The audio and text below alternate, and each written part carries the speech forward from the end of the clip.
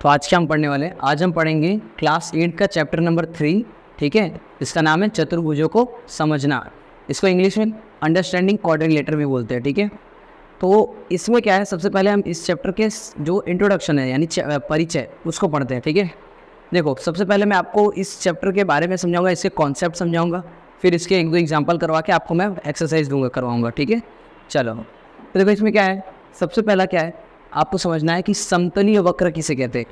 क्या लिखा है, समतलीय वक्र। इसका मतलब समतल स्थान पर बिना कलम उठाए बनाए जाने वाली जो आकृति होती है उसे क्या बोलते हैं, समतलीय वक्र कहते हैं, ठीक है।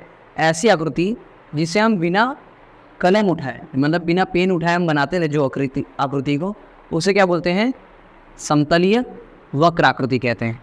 ऐसी आकृति जिसे हम बिना पेन उठाए बनाते हैं, ठीक है, उसे क्या बोलते हैं, समतलीय आकृति। फॉर एग्जाम्पल अगर मैं समझाऊँ तो क्या है, जैसे मैंने एक ऐसे यहाँ शुरू किया और ये बना दिया शेप।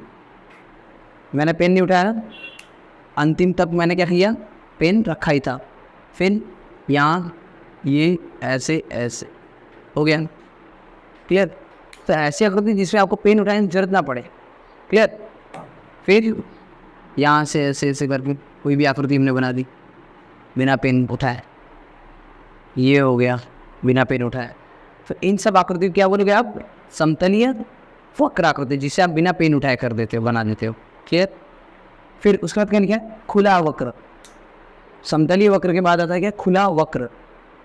ऐसा वक्र जो अंत में शुरुआती बिंदु से न जुड़े। क्या, ऐसा वक्र जो अंतिम में शुरुआती बिंदु से न जुड़े, उसे क्या बोलते हैं, खुला वक्र कहते हैं। ऐसी आकृति जिसका जो अंतिम बिंदु है वो शुरुआती बिंदु के साथ ना जुड़े, उसे बोलते हैं क्या, खुला वक्र। एग्जाम्पल,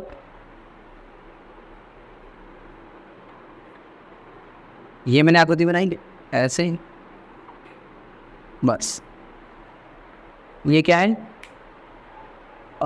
ये क्या है, खुला वक्र आकृति है, क्योंकि इसकी जो अंतिम शुरुआती बिंदु थी और जो अंतिम बिंदु है वो आपस में जुड़ी नहीं, इसलिए क्या है, खुला वक्र आकृति। और एक चीज़ आप समझ सकते हो, ऐसी आकृति जिसके अंदर आप जा सकते हो, मतलब जिसके अंदर हम कोई चीज़ लेके जा सकते हैं, वो क्या होगी, खुली आकृति। जैसे इसके अंदर हम कोई चीज़ डाल सकते हैं ना, जगह। फिर ऐसा आकृति जैसे यहाँ से स्टार्ट किया, ऐसे, ये भी क्या है, खुला वक्र। क्यों, इसका जो शुरुआती बिंदु है और जो अंतिम बिंदु है वो आपस में नहीं जुड़ा, और इसके अंदर आप जा सकते हो यहाँ से, ठीक है। ऐसे करते करते आप चले गए, तो ये क्या है, खुला वक्र आकृति। फिर ये भी खुला वक्र आकृति है, जिसकी शुरुआती बिंदु और अंतिम बिंदु ना जुड़े, सिंपल सी बात है, वो क्या है, खुला वक्र आकृति, ओके। उसके बाद क्या है, बंद वक्र है, ठीक है, जिसमें क्या लिखा है, जिसकी शुरुआती और अंतिम बिंदु क्या हो जाए, जुड़ जाए, उसे क्या कहते हैं, ठीक है। एग्जाम्पल, मैंने यहाँ पे एक आकृति यहाँ से स्टार्ट किया, यहाँ लिया, यहाँ गया और यहाँ पे जोड़ दिया, क्या हो गया, ये बंदा वक्र। और एक चीज़ से आप क्या समझ सकते हो, इसके अंदर कोई भी चीज़ नहीं जा सकती, कोई भी चीज़ जा सकती है, जगह है कहीं से जाने का नहीं है। तो ऐसी आकृति को आप बोलोगे, आप बंद वक्र बोलो। क्या बोलोगे, बंद वक्र। क्या है, बंद वक्र है। फिर ये बंद वक्र से शुरुआती और अंतिम बिंदु आपस में जुड़ जाए, तो ये चीज़ है, ये हो गया आपका समतलीय वक्र, जिसे बिना पेन उठाए बना सकते हैं, उसे समतलीय वक्र बोलते हैं। और खुला वक्र किसे बोलेंगे, जिसकी शुरुआती बिंदु और अंतिम बिंदु आपस में ना जुड़े, उसे खुला वक्र कहेंगे। और बंद वक्र किसे कहेंगे, जिसकी शुरुआती बिंदु और अंतिम बिंदु आपस में क्या हो जाए, जुड़ जाए। ऐसे याद रख लो। तो ये हो गया आपके क्या, अब इसमें हम आगे और समझाते हैं, ठीक है। अब क्या लिखा हुआ है, यहाँ पे लिखा है सरल बंद वक्र, ठीक है। अभी हमने पीछे क्या समझा था, हमने पढ़ा क्या कि हमने समतलीय वक्र पढ़ा, ठीक है, जिसको बिना पेन उठाए हम आकृति बनाए, वो होता है सरल वक्र, ठीक है, या तो सिंपल वक्र बोल सकते हैं उसको। फिर हमने देखा बंद वक्र भी पढ़ा था। बंद वक्र किसे कहते हैं? जिसके अंदर कोई चीज़ ना जा सके। फिर हमने पढ़ा था जैसे जो शुरुआती बिंदु और अंतिम बिंदु जुड़ जाती है तो हो जाता है बंद वक्र। और खुला वक्र क्या होता है? जिसका शुरुआती बिंदु और अंतिम बिंदु ना जुड़े वो होते हैं खुला वक्र। अब क्या है? सरल बंद वक्र। ये बंद वक्र के बाद का है क्या? सरल बंद वक्र।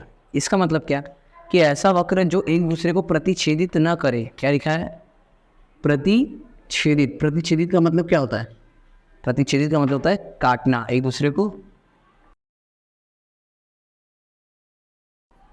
न काटे, एक दूसरे को प्रतिच्छेदित न करे, उसे क्या बोलते हैं? उसे सरल बंद वक्र कहते हैं। हम ऐसी आकृति अगर बनाएंगे जिसके जो रेखा जाएंगे ना, रेखा अगर वो आपस में एक दूसरे को नहीं काटेंगे तो वो क्या होंगे? सरल बंद वक्र। एग्जाम्पल देखो, चल ये देखो, अब यहाँ पे मैंने 4 आकृतियाँ बनाई है, ठीक है। तो इसमें से सरल बंद वक्र हमको बताना है। तो पहली वाली जो अगर आप आकृति देखें अगर, तो पहली वाली आकृति में कोई भी रेखा एक दूसरे को काट नहीं रहा है, तो ये सरल बंद वक्र है। ये वाली जो है, ये भी इसकी जो रेखा है वो आपस में कट नहीं रही हैं, ये भी एक सरल बंद है। इस वाले की देखो, इसकी रेखाएं क्या हो रही हैं? यहाँ बीच से कट रही हैं, एक दूसरे को प्रतिच्छेदित कर रही है। क्या कर रही हैं? प्रतिच्छेदित कर रही हैं। तो उसे क्या करेंगे? इसे क्या कहेंगे? सरल बंद वक्र ये नहीं है। इस वाले को भी देखो, इसकी रेखा यहाँ से गई ऐसे, फिर यहाँ जाके ऐसे जा रही है, तो यहाँ पे कट रहा है, इसलिए ये भी सरल बंद वक्र नहीं है। तो सरल बंद वक्र वही होगा जिसकी रेखाएं आपस में प्रतिच्छेदित न करे, जिसका वक्र, रेखाएं हम नहीं बोल सकते, वक्र बोलेंगे तो ज़्यादा सही रहेगा, जिसका वक्र क्या आपस में प्रतिच्छेदित ना करे। फिर इसके बाद ये देखो नेक्स्ट क्या लिखा है? बहुभुज। और यहाँ से तुम्हारा चैप्टर बहुत इंपॉर्टेंट है, इसको समझो। बहुभुज 2 शब्द से मिलकर बना हुआ है। किससे? 2 शब्द। एक है बहु प्लस भुजा, ठीक है। ये 2 शब्द से मिलकर बना हुआ है। बहुभुज 2 शब्द से मिलकर बना है, बहु प्लस भुजा। इसका मतलब क्या होता है? इसका मतलब होता है बहुत सारा। क्या होता है? बहुत सारा। बहुत सारा बोलते हैं ना, बहुत सारा। और भुजा का मतलब क्या होता है पता है आपको? भुजा का मतलब क्या होता है? इंग्लिश में इसको बोलते हैं साइड। क्या बोलते हैं? भुजा। जानते हैं ना क्या होता है भुजा? जैसे ये मैंने आकृति एक बनाई है, इस आकृति की कितनी भुजा है? 4 भुजा।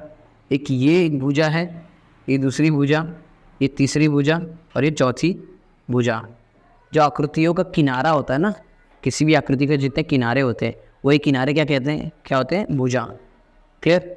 इस त्रिभुज की अगर हम बात करें तो इसके कितने भुजा? 3 भुजा। एक ये भुजा, एक ये भुजा और एक ये भुजा, 3 भुजा होती हैं, ठीक है। तो बहुभुज का मतलब बहुत सारा जिसका भुजा हो। क्या हो? बहुत सारी जिसकी साइड हो, उसे क्या बोलेंगे? बहुभुज। क्लियर?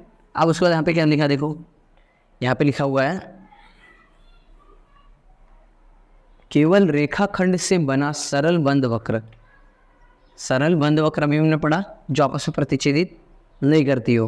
तो क्या बोला? केवल रेखाखंड से जो बनता है क्या? सरल बंद वक्र, उसे क्या बोलते हैं?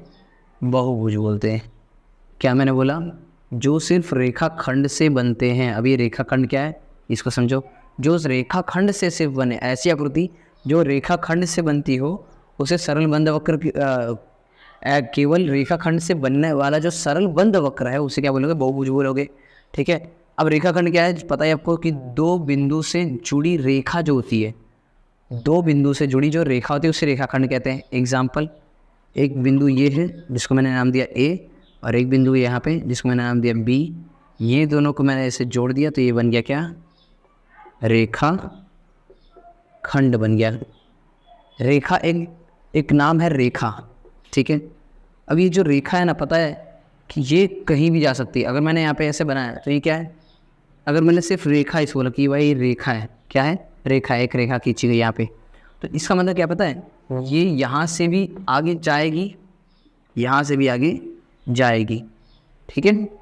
बट अगर मैंने बोल दिया रेखा खंड क्या बोला मैंने? अगर रेखा खंड, तो खंड का मतलब क्या होता है? टुकड़ा। खंड का मतलब क्या होता है? टुकड़ा।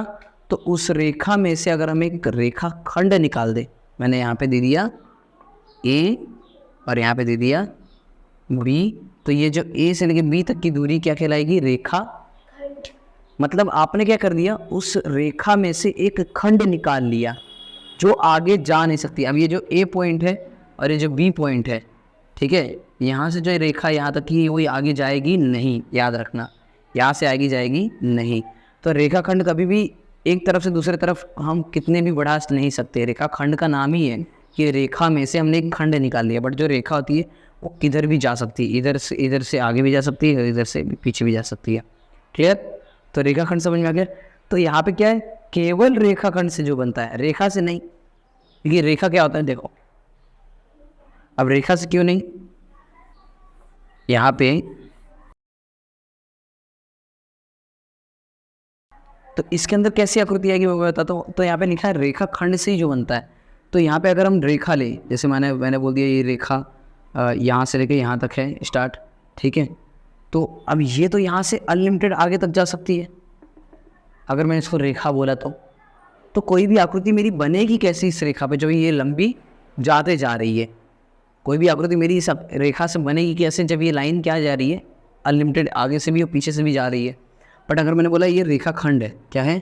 रेखा खंड। मैंने बोल दिया ये रेखा एक ए है, ये रेखा एक बी है, और यहाँ पे मैंने दे दिया एक सी बिंदु, और यहाँ पे मैंने दे दिया एक डी बिंदु। और मैंने बोला क्या, इन सबको मिला दो।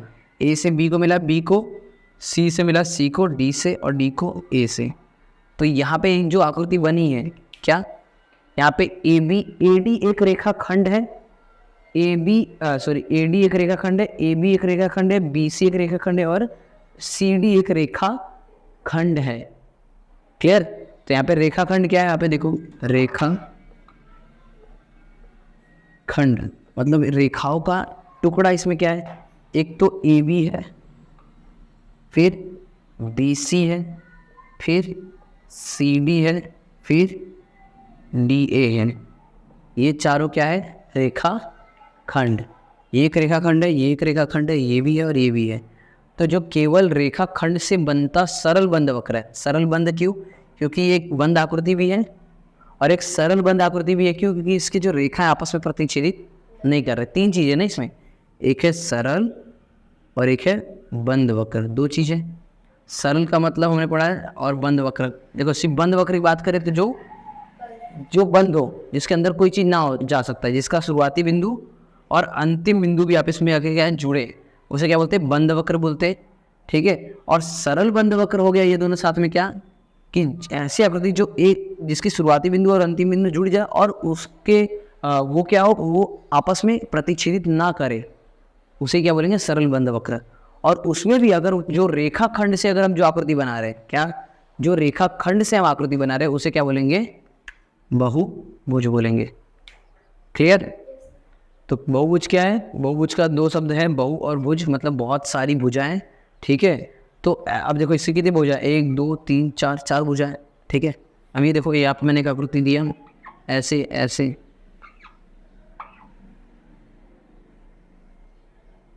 ठीक है, देखिए ये भी एक बहुभुज है। क्या है, बहुत सारी भी है, और इसमें भुजा कितनी है, रेखाखंड कितनी है, 1 2 3 4 5 6 रेखाखंड है, 6 भुजा भी है। ठीक है? और ये क्या है, एक बहुभुज है, बहुत सारी भुजा, इसलिए बहुभुज कहलाएगी है। ठीक है? तो ये हो गया आपका बहुभुज। इसमें याद रखना, जो केवल सिर्फ रेखाखंड से बनने वाली आकृति जो है, जो सरल बंद वक्र है, क्या सरल बंद वक्र, जिसके अंदर कोई भी चीज़ नहीं जा सकती, जिसका शुरुआती और अंतिम बिंदु क्या हो, जुड़ जाए और वो आपस में प्रतिच्छेदित ना करे, उसे बोलेंगे सरल बंद वक्र, उसे क्या बोलेंगे, बहुभुज बोलेंगे। ठीक है? ये हो गया। चलो अब हम बढ़ते हैं आगे की तरफ। ठीक है? अब हम पढ़ेंगे बहुभुज के कितने प्रकार होते हैं, इनके कितने प्रकार होते हैं। ठीक है? अब हम क्या पढ़ेंगे, बहुभुज के प्रकार। ठीक है? बहुभुज हमने पढ़ लिया ना, क्या होता है बहुभुज, मतलब ऐसी आकृतियाँ जिसमें बहुत सारी भुजा हो। ठीक है? तो अगर आप मुझे बताओ, बहुभुज में कम से कम कितनी आकृतियाँ होगी, मतलब कम से कम कितनी भुजा होगी बहुभुज में? तुमने कभी दो लाइन वाली आकृति देखी है? ये कोई आकृति नहीं है। जब ये जुड़ती हैं तभी एक बहुभुज आकृति बन गई। क्योंकि बहुभुज होने के लिए हमारा एक कंडीशन था, क्या? सरल बंद वक्र। क्या था? अब अगर मान लो मैं यहाँ पे ऐसे आकृति बना और एक यहाँ पे ऐसे लाइन खींच दिया, कितना है? ये एक भुजा और ये दूसरी भुजा, ठीक है, दिख रहा है। अब मुझे बताओ, क्या ये दो से ही ये बहुभुज कहलाएगा? नहीं, क्योंकि बहुभुज होने के लिए सरल बंद वक्र होना चाहिए, और ये तो खुला आकृति है, खुला वक्र है, ये तो बंद वक्र है। तो बंद वक्र करने के लिए मैं यहाँ पे एक लाइन खींचूंगा, जिससे ये क्या बन जाएगा? बहुभुज बनेगा, जो कि सरल बंद वक्र भी बात इस पे लग रही है। और इसकी भुजा कितनी है? तो याद रखना, बहुभुज की शुरुआत 3 भुजाओं से शुरू होती है। कितनी भुजाओं से? ठीक है। तो अब अगर मैं यहाँ पे देखूँ तो बहुभुज के कितने प्रकार होंगे? तो शुरुआती होगा 3 वाली जो भुजा होंगी। तो ये जो आकृति आप देख रहे हो, ये आकृति जिसका नाम क्या है, जिसका प्रकार का नाम है त्रिभुज। क्या नाम है? इसको लोग त्रिकोण भी बोलते हैं, बट ये त्रिभुज है, ठीक है, दोनों नाम इसके हैं। और इसमें भुजा कितनी होती है? 3, याद रखना। फिर उसके बाद आता है क्या? त्रिभुज के बाद जिसमें 4 भुजा आ जाए। कितनी भुजा आ जाए? 4 भुजा। ऐसी आकृति जिसमें 1 2 3 4 भुजा हो, जिसको क्या बोलेंगे? चतुर्भुज बोलोगे आप। क्या बोलोगे? चतुर्भुज। और जिसमें अगर 5 भुजा आ जाए तो उसे आप क्या बोलोगे? पंचभुज बोलो। क्या बोलोगे? पंचभुज। ये सर 1 2 3 4 5, आप भी किसी भी तरीके की आकृति बना सकते हो जिसमें 5 भुजा हो, ठीक है। तो वो क्या कहलाएगा? पंचभुज कहलाएगा। जिसमें 6 भुजा आ गई उसको आप क्या बोलोगे? षटभुज बोलोगे। क्या बोलोगे? षटभुज बोलो। क्या बोलोगे? षटभुज। ये कैसा है? देखो 1 2 3 4 5 6, ठीक है। तो ये क्या है? बहुभुज के प्रकार। अभी मैंने कितने? 4 लिखवा है, अभी 2 और है, ठीक है। कौन कौन से? देखो 2 और प्रकार इसी में लिखवा देता हूँ। चल 6, जिसकी 7 भुजा हो उसे सप्तम भुज बोलोगे। क्या बोलोगे? सप्तभुज बोलोगे। इसकी आकृति कैसे बनती है? इसकी आकृति आप कोई भी ले लो जिसमें 7 भुजा हो। ये ले लिया मैंने, ठीक है। 1 2 3 4 5 6 7, ये हो गया, ऐसे हो गया, ऐसे हो गया, ओके। ये मैंने एक आकृति बना दी जो कौन सी है? सप्तभुज वाली है, ओके, जिसमें 7 भुजा होगी। और यहाँ पे मैंने एक आकृति ली जिसमें 8 भुजा होगी, उसको क्या बोलोगे? अष्ट। क्या बोलोगे? अष्टभुज बोलो। क्या बोलोगे? अष्टभुज बोलोगे। इसमें क्या है?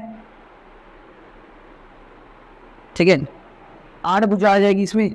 1 2 3 4 5 6 7 8।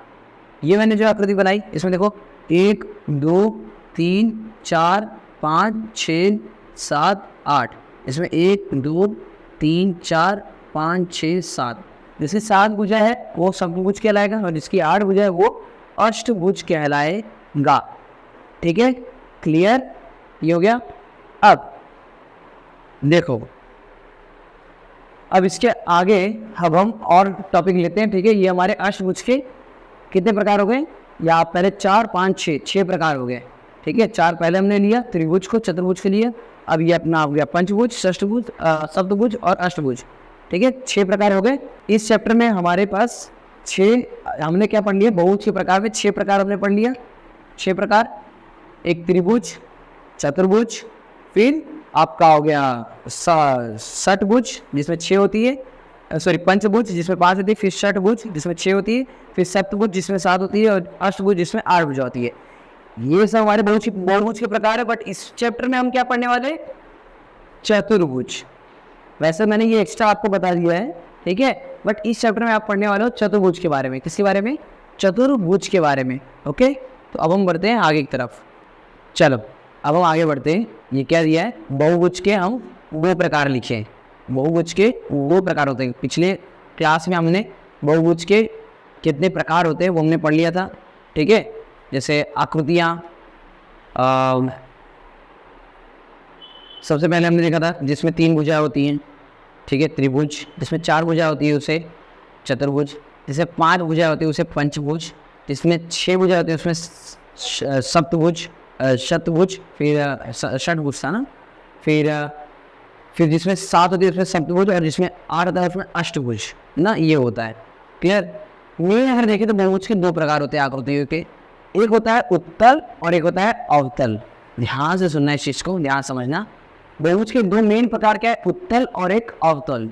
ये क्या है, उत्तल आकृति जो है वो क्या है, जिसका हर कोण का अंश 180 डिग्री हो या उससे कम हो, तो ऐसे आकृतियों को आप क्या बोलोगे, उत्तल आकृति। पहले तो यहाँ पे समझो कोण क्या होता है और अंश क्या होता है, ये तो पता है आपको, कोण और अंश क्या होता है, ठीक है। देखो, और ये 180 डिग्री जो हम इसको पढ़ते, ये जो बिंदु है ऊपर उसको हम डिग्री करते हैं।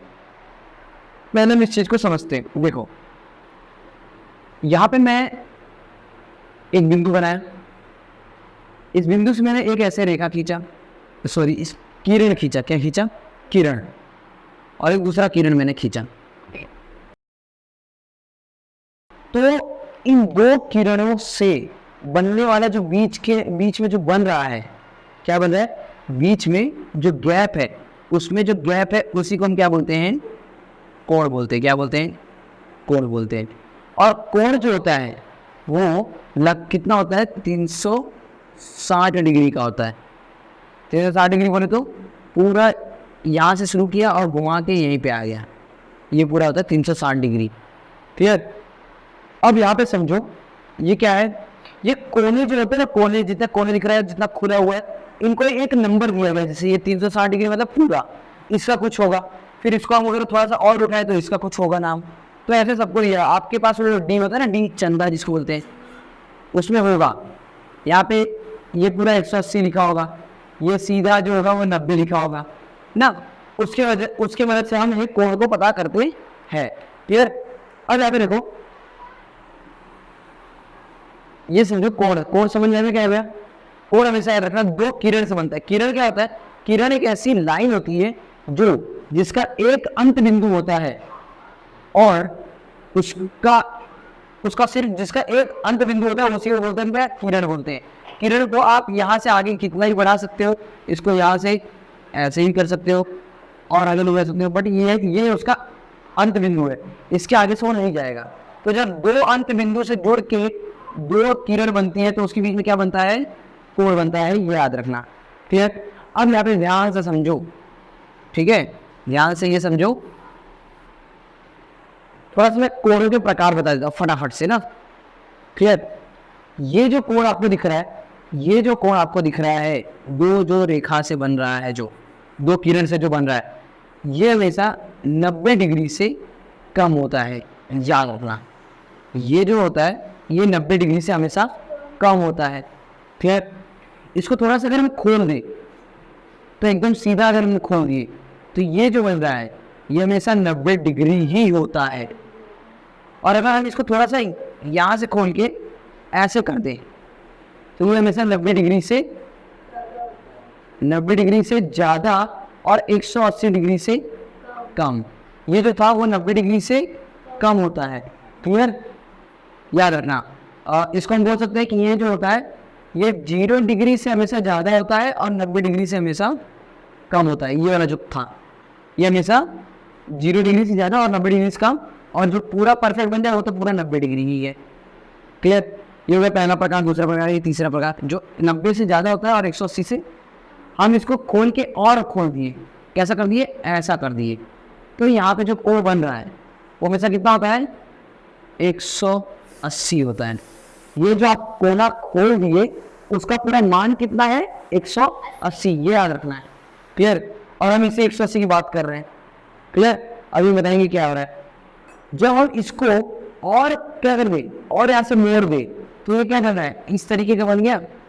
तो यहाँ पे एक कोण बना है ना, हमने क्या किया, इसको पहले ऐसे था, फिर इसको ऐसे खोला, फिर इसको और ऐसे खोल दिया, फिर इसको और खोल दिया और इसको और मोड़ दिया। क्लियर। तो अभी जो बन रहा है ये 180 से ज़्यादा होगा, और मैंने कहा पूरा कितना होता है, 360 होता है। तो 360 से ये कम होगा। क्लियर?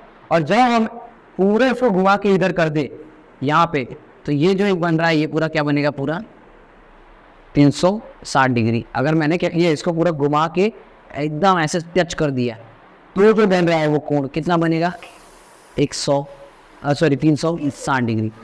तो यहाँ पे बात सुनो, ये मैंने कोण को प्रकार बता दिए फटाफट। 0 से ज़्यादा और 90 डिग्री से कम, ये हो गया कोण का प्रकार। जो पूरा परफेक्ट नंबर आ जाए उसका कोण का प्रकार होता है, इसको समकोण बोलते हैं। क्लियर? ये अधिक कोण हो गया, इसको अधिक कोण बोलते हैं। ये न्यून कोण है, नाम भी याद कर लो, न्यून कोण, समकोण, अधिक कोण। फिर ये आपका होता है, ये आपका 180 डिग्री को हम क्या बोलते हैं, उसका कोण, रिजु कोण ऐसा कुछ बोलते हैं, रिजु कोण बोलते हैं, इसको रिजु कोण बोलते हैं। फिर इसे हम प्रतिवर्तित कोण बोलते हैं, प्रतिवर्तित कोण बोलते हैं। ठीक है, ये हो गया। तो ये चीज़ क्लियर हो गया। 90 आ जाए, 90 से ज़्यादा, 180 से कम, 180 आ जाए, और ये 360। अब यहाँ पे देखो क्या,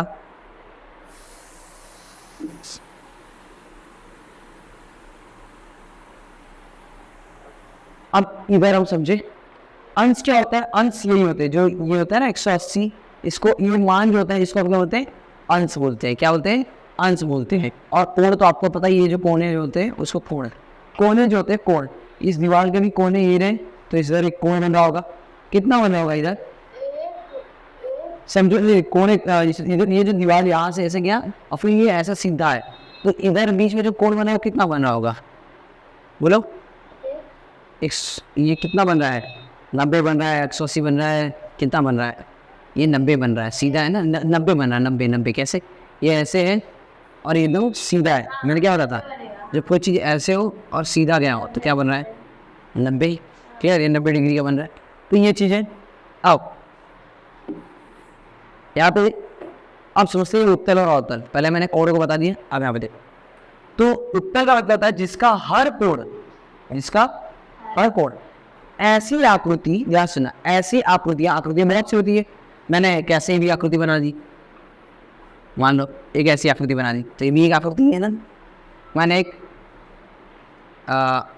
क्या बना दी, मैंने एक कैसी आकृति बना दी, ऐसे एक आकृति बना दी, तो ये भी एक आकृति है ना।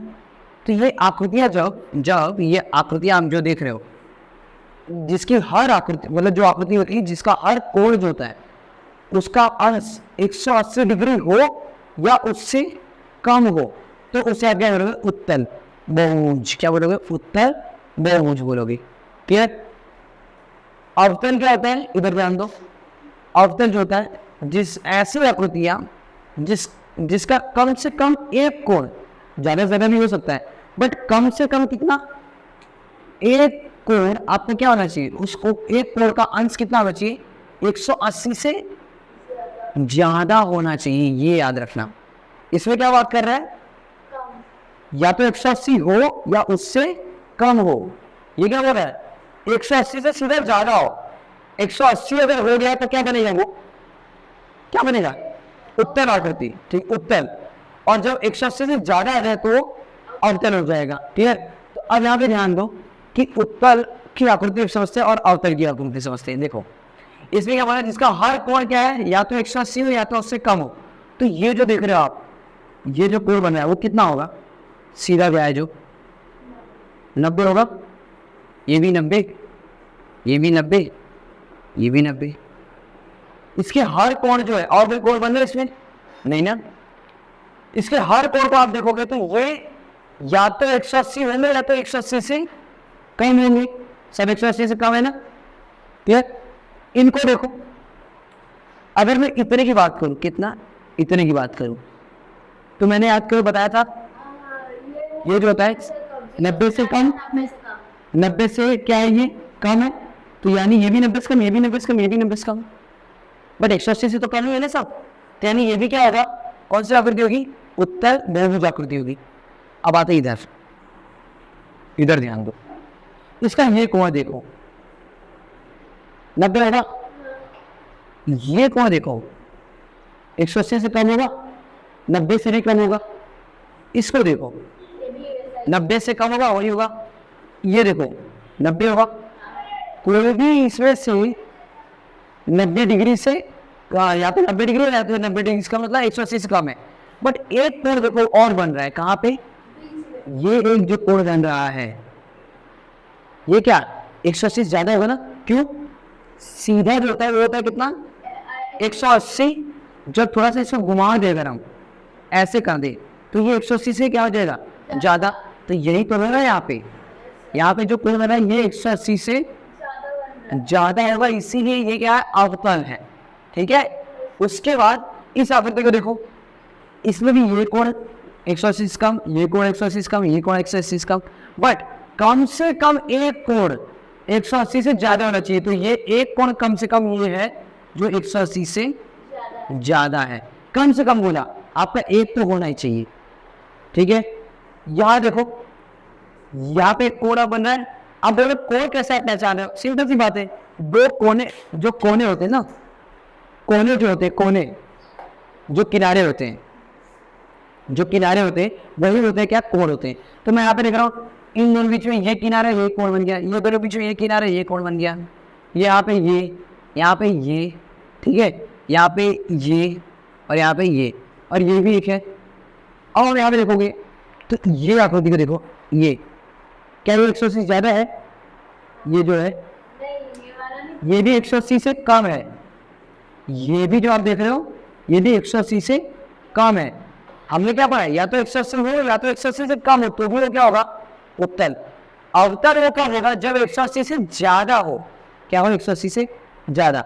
अगर ये 180 भी बन जाए ना तो भी कोई फर्क नहीं पड़ता, क्लियर।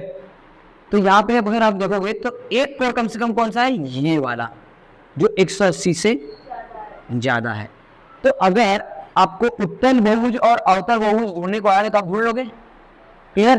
कैसे ढूंढोगे, उसके कोण के माप को देख के, अगर उसका कोण का माप 180 हो ना उससे कम हो तो आप उसको उत्तल बोल दोगे, और अगर उसका कोण का माप जो है अंश जो है वो 180 से ज्यादा हो तो आप क्या बोलोगे, वो अवतल है, ठीक है। तो ये बहुभुज के दो मेन प्रकार उत्तल बहुभुज और अवतल बहुभुज। चलिए अब हम आगे बढ़ते हैं। चलो अब हम क्या समझेंगे, सम बहुभुज और विषम बहुभुज क्या है, क्लियर। तो सम बहुभुज उसे कहते हैं जिसकी सभी कोण और भुजाएं क्या होती है, समान होती हैं। सम बहुभुज ऐसी आकृतियों को बोला जाता है जिसकी सभी कोण और सभी भुजाएं क्या हो, समान होती हो, ठीक है। और विषम बहुभुज जिसे कहते हैं जिसकी सभी भुजाएं, जिसकी जो भुजाएं हैं और कोण होते हैं वो समान नहीं होते हैं। जो समान होता है उसे सम बहुभुज, जो समान नहीं होता है उसे विषम बहुभुज कहते हैं। अब उनकी आकृतियों को समझते हैं, इनमें आकृतियों किस तरीके से दिए हुए, क्लियर। अगर आप इन आकृतियों को देखोगे, ठीक है, तो सबसे पहले इसमें अगर आप देखो तो इसमें ये वाली भुजा इस वाली भुजा के बराबर है और ये वाली भुजा, तो ये तीनों भुजा आपस में क्या है, बराबर दिख रही है, क्लियर।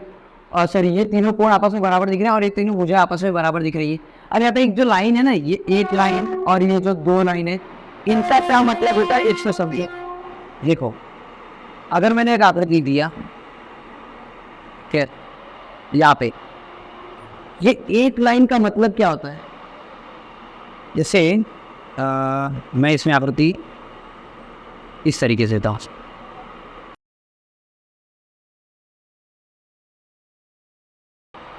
यहाँ पे अगर मुझे बताना है कि ये वाली लाइन इस वाली लाइन के बराबर है तो मैं एक ऐसी लाइन बनाऊंगा, एक लाइन मैंने खींचा, और ये बताना है कि ये वाली लाइन इस वाली लाइन के बराबर है तो मैं इस पे भी एक लाइन बनाऊंगा, क्लियर।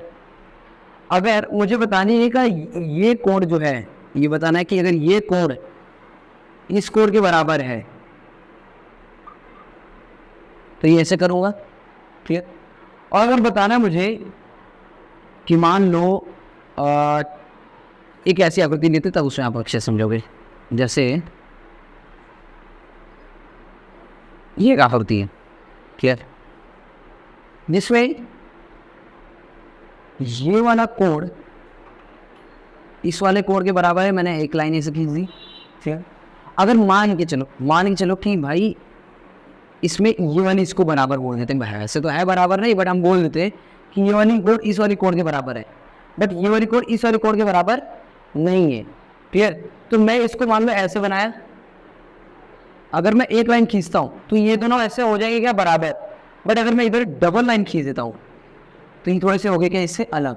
और यहाँ पे भी अगर मैंने डबल लाइन बना दी तो इससे क्या है पता है, सिंगल लाइन वाली जो है वो इस वाली सिंगल लाइन के बराबर है, मतलब ये कोण इस वाले कोण के बराबर है। और यहाँ पे मैंने डबल लाइन बनाई है, तो यानी ये दोनों एक जैसे दिख रहे हैं, लोग सेम से बनाए, इसलिए ये दोनों आपस में बराबर होंगे। और अगर मान लो ये बताना कि ये वाली भुजा इस वाले के बराबर है, तो मैं इसको ऐसे करूँगा एक लाइन। और अगर बोलना कि ये वाली इस वाली बराबर है, तो मैं इसको डबल लाइन से दिखाऊंगा। क्या? डबल लाइन से। मान के चलो अब ये आएगा इस आकृति में, समझेंगे इसमें। फिर मान लो ये आकृति इस आकृति की क्या है? बराबर है, ऐसा हमको बताना है। इस वाली ये वाली भुजा के बराबर है, तो हमको क्या बताना है? अब सिंगल लाइन तो हमने इसके लिए बता दिया था, ठीक है, तो डबल लाइन इसके लिए होगा। क्लियर? ये बताना कि यार ये दोनों बराबर दिख रहा है। अब मुझे अगर इसे समझना है तो ये वाली भुजा बराबर है, क्योंकि ये दोनों सेम दिख रहे हैं। ये वाली भुजा बराबर है, तो ये दोनों सेम दिख रहे हैं। ये वाला कोण के बराबर है, और ये वाला कोण के बराबर है। ये वाला कोण और इस कोण के बराबर नहीं है। तो ये लाइन से यही पता चलता है कि कौन किसके बराबर है। क्लियर? अब देखो ये चीज़ हम और अच्छे से आगे अभी इसमें समझेंगे। तो अगर मैं इसको देखो तो यहाँ पे सिंगल लाइन जो है, यहाँ पे भी बना है, यहाँ पे बना है, यहाँ पे बना है, यानी तीनों भुजा क्या है? तो बराबर है। और तीनों कोण देख रहे हो, अगर मैंने सेम लाइन से बनाया, इसका मतलब इसके कोण ही बराबर है। तो जिसके कोण बराबर है, जिसकी भुजा बराबर है, उसे क्या बोलते हैं? समबाहुभुज। इस आकृति पे आओ, इसके सारी भुजा बराबर होगी ना। देख लो आकृति में भी देखने से पता चल रहा है कि ये क्या है? एक चतुर्भुज है, क्या बोलते हैं? वर्गाकार है। क्या है? वर्गाकार आकृति, जिसकी सभी कोण और जिसकी सभी भुजाएं क्या होती हैं? बराबर होती हैं। फिर इधर देखो, यहाँ पे अगर आप देखोगे तो ये वाला कोण, ये वाला कोण, ये कोण, ये कोण और ये कोण, सभी कोण जो है मान लो अगर बराबर है, तो हम क्या बोलेंगे कि ये भी, इसके सारे कोण बराबर है और इसकी सारी भुजाएं मान लो बराबर है। तो जिसकी सारी भुजा सारे कोण बराबर है, उससे क्या बोलेंगे? समबाहुभुज बोलेंगे। ये आकृति देख लो, इसकी ये भुजाएं बराबर है, सब आपस में सब के सब बराबर है, और इसके सभी कोण भी बराबर है। ये कोण इसके बराबर है, ये कोण इसके बराबर है, ये कोण इसके बराबर, सब आपस में क्या बराबर है। तो सभी कोण और सभी भुजा बराबर है, तो उससे क्या बोलोगे? समबाहुभुज बोलोगे। फिर इसके बाद विषमबाहुभुज क्या है? वही चीज जिसकी समान नहीं होती है। अब देखो ये कोण देखो और ये कोण देखो, ठीक है, बराबर है? नहीं है। ये तीनों अलग है, इसलिए ये क्या है? विषमबाहुभुज। ठीक है। अगर इनकी आप भुजाओं भी देखोगे तो ये भुजा, ये देखो ये ऐसा है, ये क्या इसके बराबर है? नहीं है। ये इसके बराबर है? नहीं है। तो ये विषमबाहुभुज है। इधर ध्यान दो, यहाँ पे देखो ना, जो समझा रहा है वही चीज यहाँ पे एक सिंगल लाइन है। ओके, यहाँ पे एक सिंगल लाइन है, यहाँ पे एक सिंगल लाइन है, यहाँ पे एक सिंगल लाइन है। तो ये वाली भुजा इस वाली भुजा के बराबर, इस बात से समझ में आ रहा है क्योंकि ये दोनों में सेम लाइन दी गई है, और यहाँ पे डबल लाइन है, और यहाँ पे भी डबल लाइन है। इसका मतलब ये वाली भुजा इस वाली भुजा के क्या होगी? बराबर होगी। क्लियर? ये लाइन से समझ में आया कि ये लाइन दो की होती है, एक की होती है। अब ये देखो, ये सब तो एक जैसा बनाया गया है, एक जैसा बनाया गया। इसका मतलब क्या है? सब के सब भुजा क्या होगी? सबके सब कोण क्या होंगे? इधर बराबर होंगे, बराबर होंगे। ये कोण, ये कोण, ये कोण, सारे कोण देख रहे हो, सब बराबर है। बट सारे कोण बराबर है, उससे हम समबाहुभुज नहीं कर देंगे। ठीक है, हमारे भुजा भी बराबर होने चाहिए। तो सारे कोण तो बराबर है इसके, बट इसके भुजा देखो, ये वाला इसके बराबर है, ये वाला इसके बराबर है, सारे आपस में बराबर नहीं है, इसलिए क्या है? ये विषमबाहुभुज। क्लियर? यहाँ पे आ जाओ तो इसमें ये वाली भुजा इस वाली भुजा बराबर, ये वाली भुजा इस वाली भुजा बराबर, और ये इन सबसे अलग ही है मान लो। ठीक है, तो ये क्या है? ये भी विषमबाहुभुज, और ये तो दिख ही रहा है, ये भी विषमबाहुभुज। ये वाला कोण इस वाले कोण के बराबर है, ये कोण आपस में मान लो बराबर भी है, तो क्या हो गया कि ये दोनों तो अलग अलग होंगे ना, सब बराबर होनी चाहिए। और ये वाली भुजा इस वाली भुजा के बराबर, ये वाला भुजा इस वाली भुजा के बराबर है। तो विषमबाहुभुज क्या होता है? जिसकी सभी कोण और सभी भुजाएं क्या हो? अलग हो। सभी कोण और सभी भुजाएं तो नहीं बोल सकते, जैसे इसमें क्या है कि ये कोण बराबर है, इसलिए हम बोल सकते हैं जिसमें एक भी भुजा या फिर एक भी कोण बराबर ना हो उसे विषमबाहुभुज, और जिसकी सभी भुजा और सभी कोण बराबर है उसे समबाहुभुज। क्लियर? ये हो गया समबाहुभुज और विषमबाहुभुज। अब हम बढ़ते हैं आगे की तरफ। चलो अब हम क्या पढ़ने वाले हैं? अब हम थोड़ा आगे बढ़ते हैं, और नेक्स्ट टॉपिक क्या है कि एक बहुभुज के बाह्य और अंतः कोणों की मापों का योग देखना है।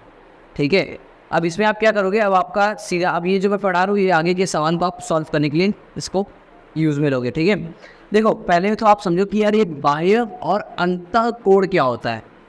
बाह्य का मतलब होता है बाहर, और अंतः का मतलब होता है अंदर की तरफ। ठीक है, और कोणों की मापों का योग, योग का मतलब क्या होता है? जोड़। ठीक है, यू का मतलब होता है जोड़ यानी प्लस। क्लियर? तो यानी कि आपको जैसे ये आकृति दिया है, क्लियर, और आपको पूछा जाएगा भाई कि ये जितने कोण हैं, ये जितने कोण हैं इनको ज्ञात करो, ठीक, कितने हैं। आपको सवाल दिया रहेगा, आपको हो सकता है 3-4 दिया होगा, उसमें से एक का निकालना होगा, ठीक है।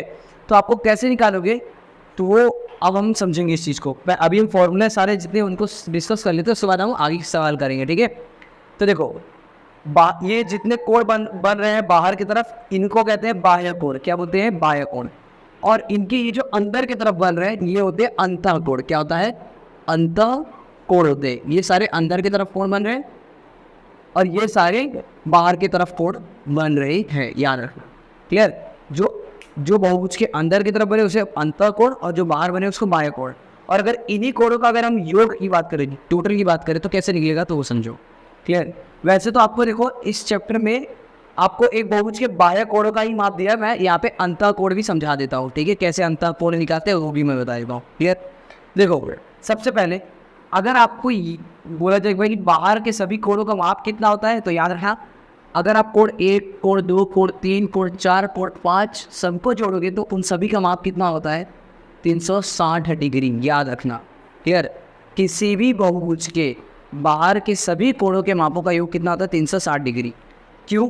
क्योंकि आप ये एक यहाँ से शुरू कर रहे हो, यहाँ पे आ रहे हो, यहाँ से यहाँ आ रहे हो, यहाँ से यहाँ से आए और यहाँ पे फिर वापस आ रहे हो, यानी आपने एक पूरा चक्कर लगाया। और कभी भी मैंने बताया था कि एक पूरा जो चक्कर होता है वो कितना होता है?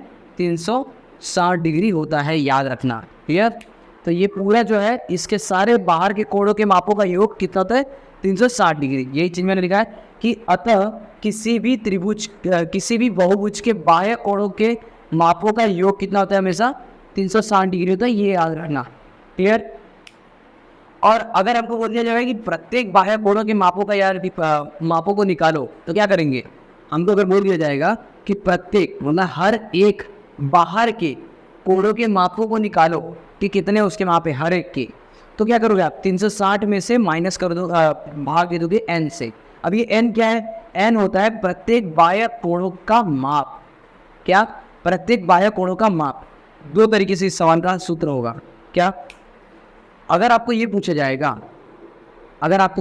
भाई कि ये बताओ कि इसमें कितने कोण हैं, क्या अगर इसमें पूछा जाएगा कि इसमें कितने कोण हैं, तो आपको प्रत्येक कोण का माप दिया होगा, तब आपको यही फॉर्मूला रखना है और नीचे माप रखना है। और अगर आपसे ये पूछा जाए कि भाई इसके प्रत्येक कोण तो हमको पता है कि इतने हैं और इसके माप को बताओ कितने इसके माप है हर एक के, तब आप यही फॉर्मूला रखोगे। यहाँ पे रखोगे कोणों की संख्या। यहाँ पे मैंने इसलिए क्या लिखा है, जब आपको एन में क्या रखोगे आप? एन में रखोगे प्रत्येक बाह्य कोणों का माप, या तो रखोगे, माप कब रखोगे? जब संख्या पूछा जाएगा। और जब संख्या रखोगे कब? जब माप पूछा जाएगा। क्लियर?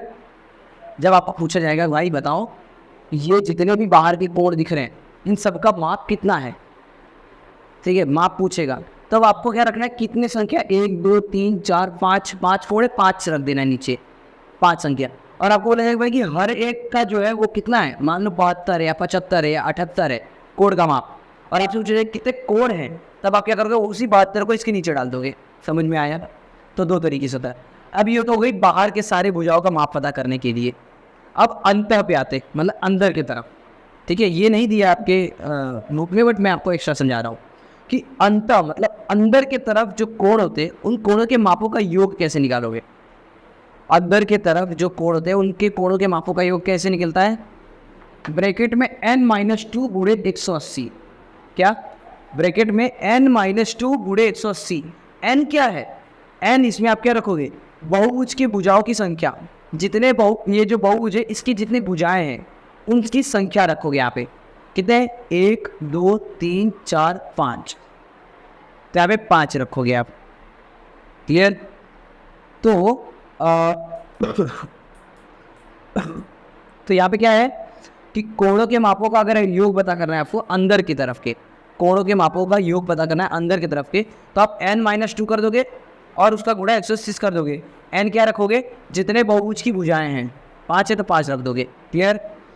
फिर अगर हमको प्रत्येक अंतः कोणों को अगर निकालना है, प्रत्येक अंतः कोणों के माप को निकालना है कि यार अंदर की तरफ इसके जो कोण हैं सबका कितना होगा, प्रत्येक का मतलब हर एक का कितना होगा माप, तो आप कैसे करोगे, 180 में माइनस करोगे किस चीज को, प्रत्येक बाह्य कोणों के माप को। जितने बाहर के कोण के माप दिए हैं प्रत्येक को आप माइनस कर दोगे 180 से, तो आपको क्या मिल जाएगा, अंदर की तरफ मतलब अंदर की तरफ के माप।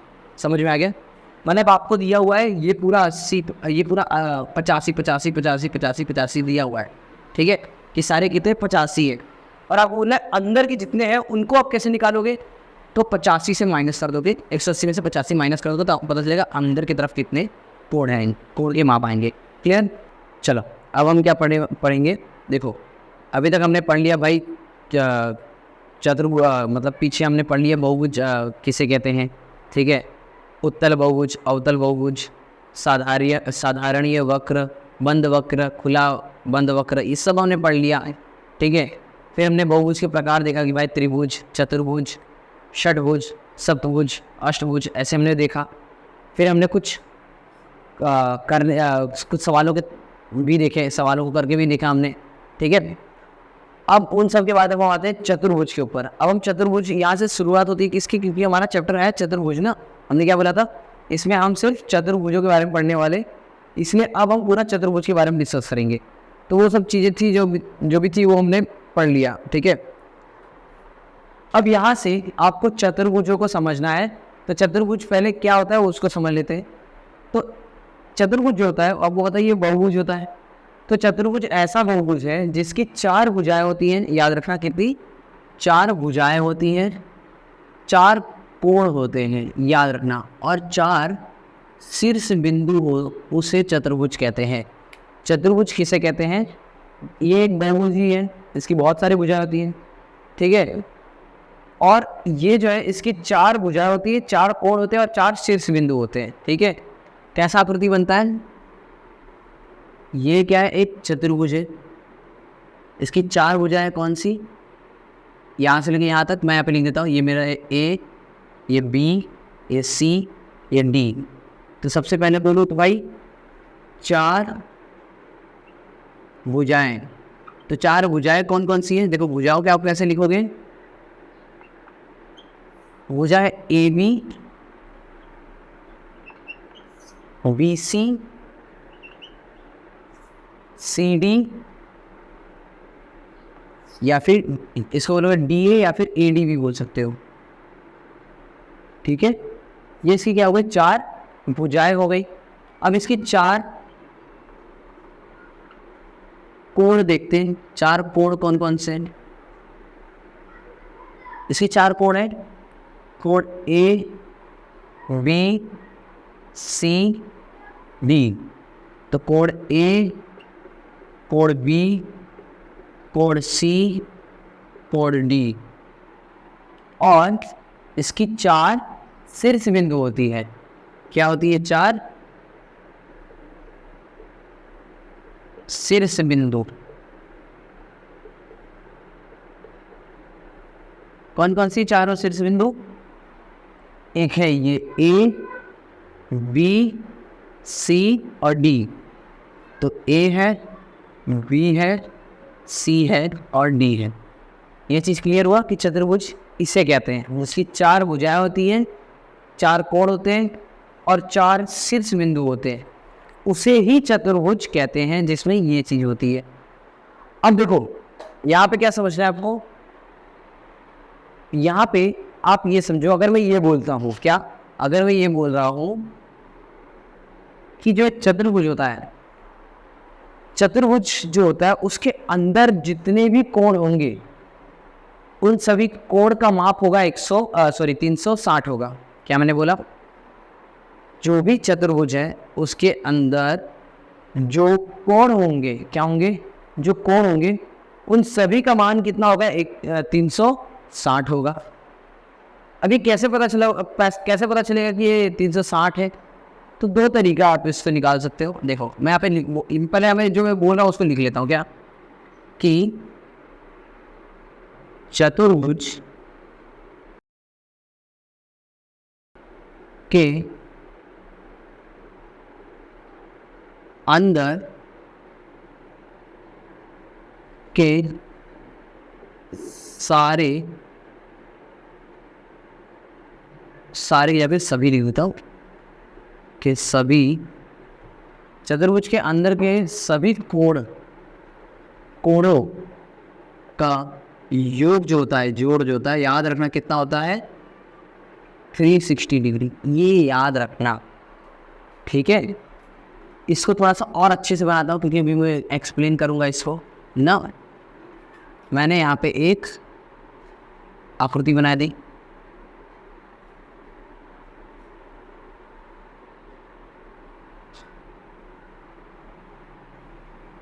देखो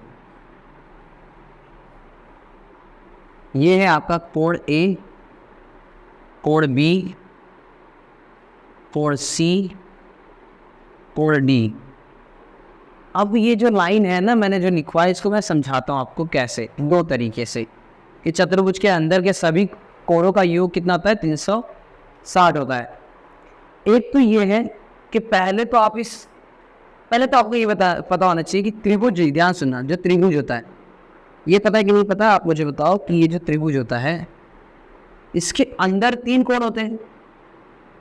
और ये पिछले क्लास में आपको पढ़ाया होगा कि त्रिभुज के अंदर के जो 3 कोण होते हैं उन सब का टोटल कितना होता है 180 होता है, याद रखना। ए बी सी, इसके अंदर का ये जो कोण होगा और ये जो कोण होगा कितना होगा 180, ये याद रखना, पिछली कक्षा में आपको पढ़ाया गया होगा। क्लियर? इसका जो भी मान होगा, इसका जो भी अंश होगा, सबको जोड़ दोगे आप तो कितना होगा 180 होगा। अब यहाँ पे समझो क्या बात, ये आपको पता होना चाहिए। ठीक है, अब देखो, अब हम आते हैं इसके ऊपर। तो हमें कैसे प्रूफ करना है भाई कि ये 360 डिग्री होता है। तो पहली बात तो अगर मैं इसको 2 भागों में बांट दूं, बांट दिया मैंने, तो ये जो आपको चतुर्भुज दिख रहा है ये 2 भागों में बटा हुआ मिल गया। मैं आपको क्या बता रहा हूँ, 2 तरीके से हम ये चीज़ कैसे बता सकते हैं, ये जो मैंने लिखा है इसको 2 तरीके से हम बता सकते हैं। एक तो सिंपल तरीका है, इसको हम बता रहे हैं, और दूसरा वही है क्या, ये जो मैंने आपको फॉर्मूला बताया था क्या कि n-2 इंटू 180। याद करो, ये मैंने फॉर्मूला लिखवाया था तो जब मैंने आपको बताया था। ठीक है, ये करके आप कर सकते हो। एक तो ये मैंने बताया, और एक तो ये क्या, 2 भागों में 2 त्रिभुज में बांट कर। 2 त्रिभुज में कैसे हमने बांटा, हमने इस चतुर्भुज को आप ध्यान से देखो तो बीच से एक लाइन खींच दिया तो 2 त्रिभुज में बढ़ गया ये चतुर्भुज। एक तो ये ऊपर वाला, ठीक है, और ये जो नीचे वाला था। ठीक है, यहाँ पे ध्यान दो, पूरा भी बोर्ड पे ध्यान दो, मैं लिखने का दूंगा समय। ठीक है, कोई चीज़ नहीं मिटाऊंगा मैं। ये जो है आप देखो, इसको मैंने काटा तो ये 2 भागों में बढ़ गया। एक बना ए, यहाँ पे डी, और यहाँ पे बी, और यहाँ पे बी सी, और ये डी। तो यहाँ पे जो 2 त्रिभुज बन गया। और अभी थोड़ी देर पहले मैंने क्या बताया था, त्रिभुज के अंदर के जो कोण होते हैं उन सबका योग कितना होता है। तो ये जो होगा और ये जो होगा और ये और ये जो होगा, मतलब मैं क्या बोल रहा हूँ, क्या होगा कोण, मतलब त्रिभुज ए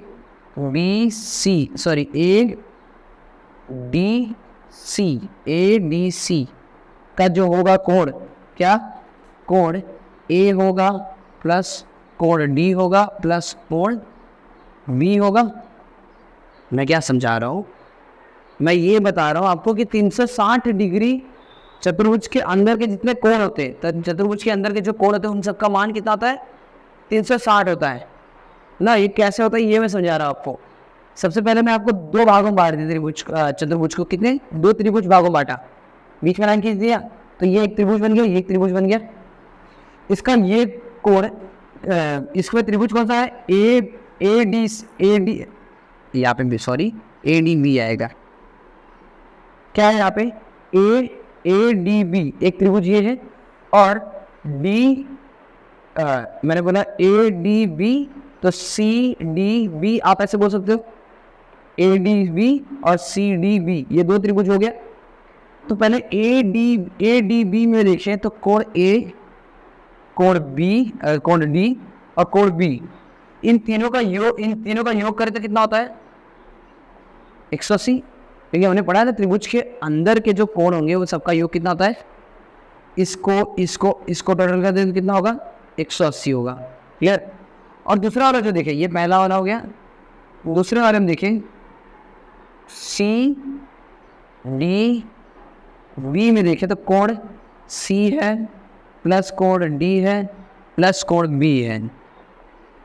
इसका और इसका कोण का जोड़ कर देंगे तो कितना होगा, उसका भी 180 होगा।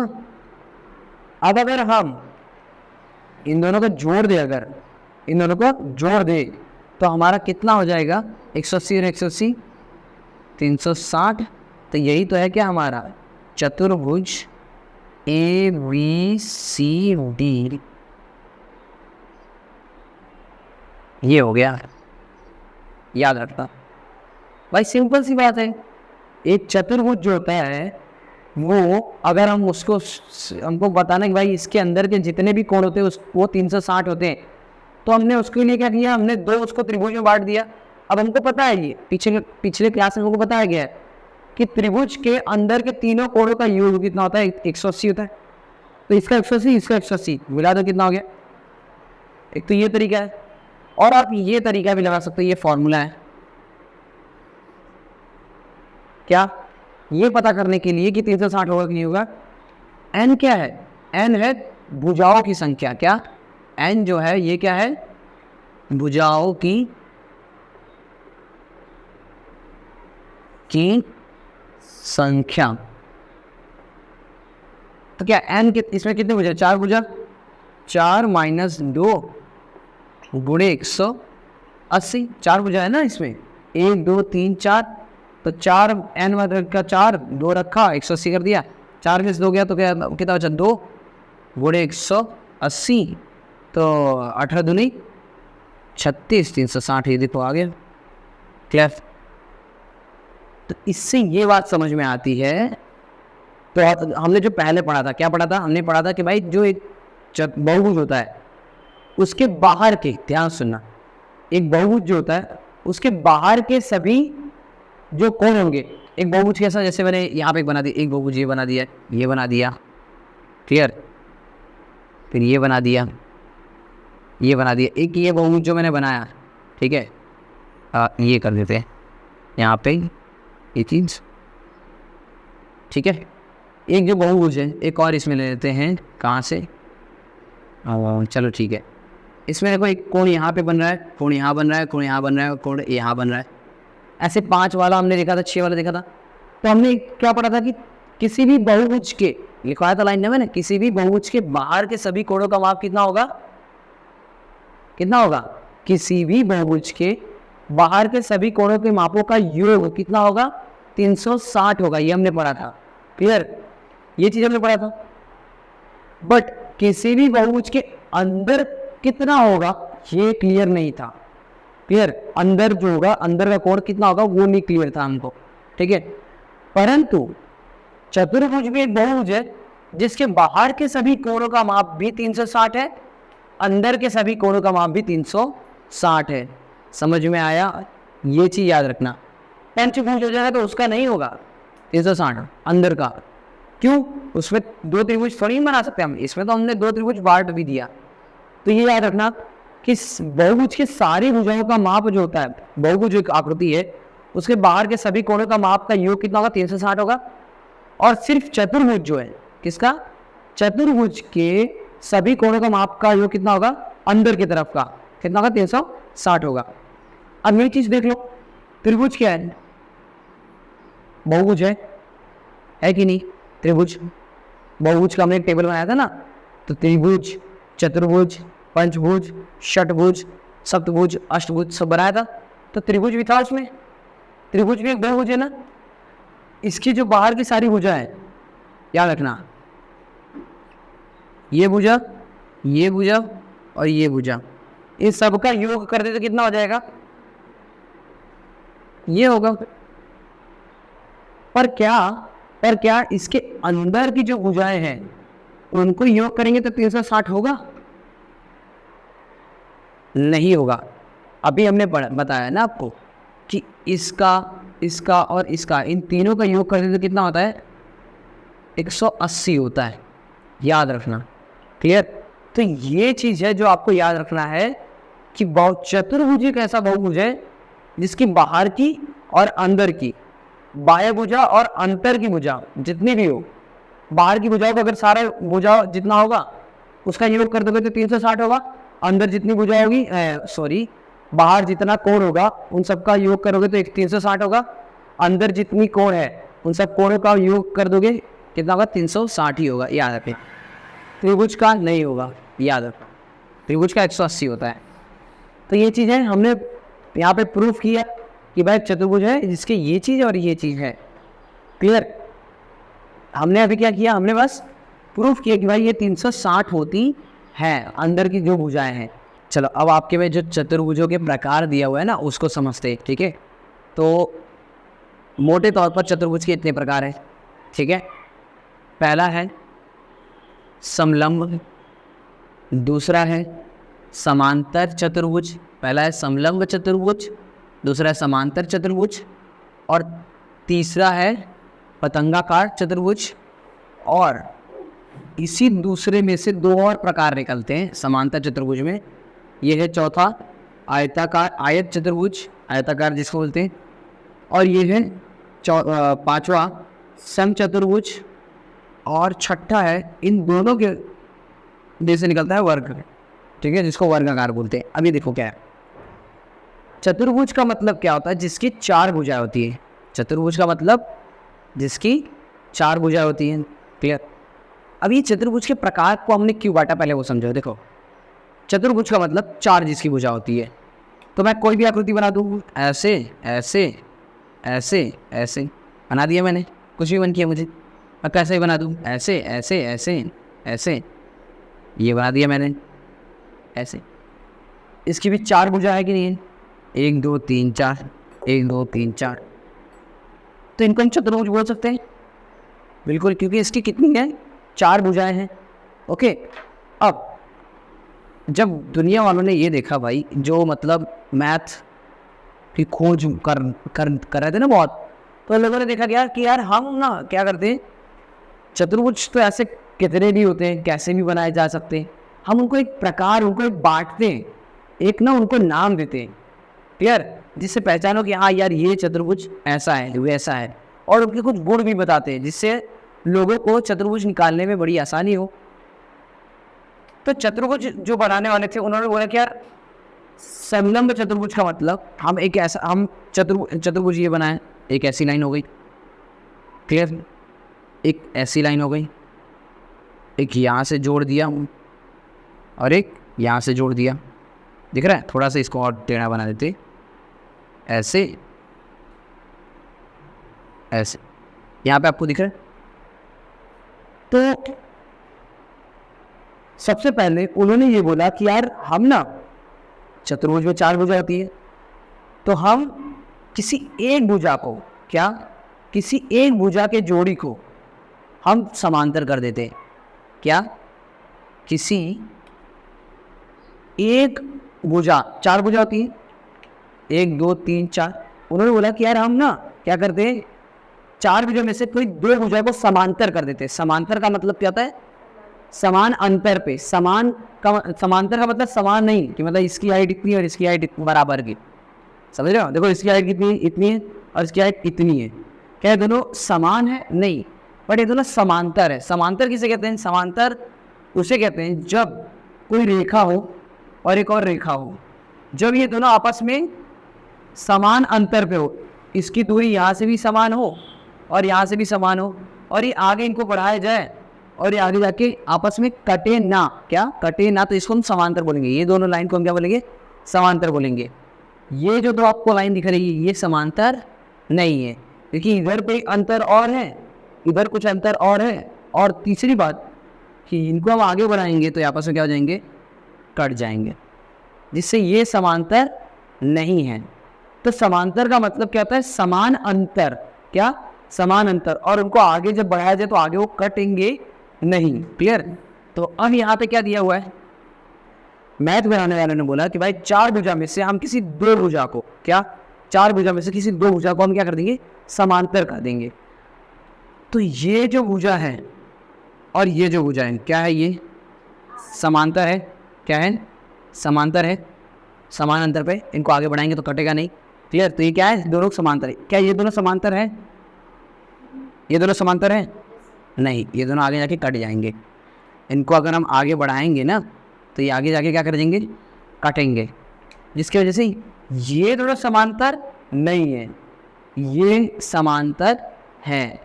इसीलिए दुनिया वालों ने बोला भाई ऐसा चतुर्भुज जिसकी, ऐसा चतुर्भुज जिसकी एक युग्म, एक जोड़ी, एक भुजा, दोनों दो भुजाओं का एक युग्म, दो भुजा होगी उनका एक युग्म, दो भुजाओं का युग्म ऐसे बोल सकते हो आप, दो भुजाओं का युग्म क्या हो, समांतर हो, क्या हो, समांतर हो, समान नहीं समांतर हो। क्लियर। तो उसे क्या बोलेंगे हम, समलंब चतुर्भुज। क्या, उन्होंने ये बोला कि जिसका एक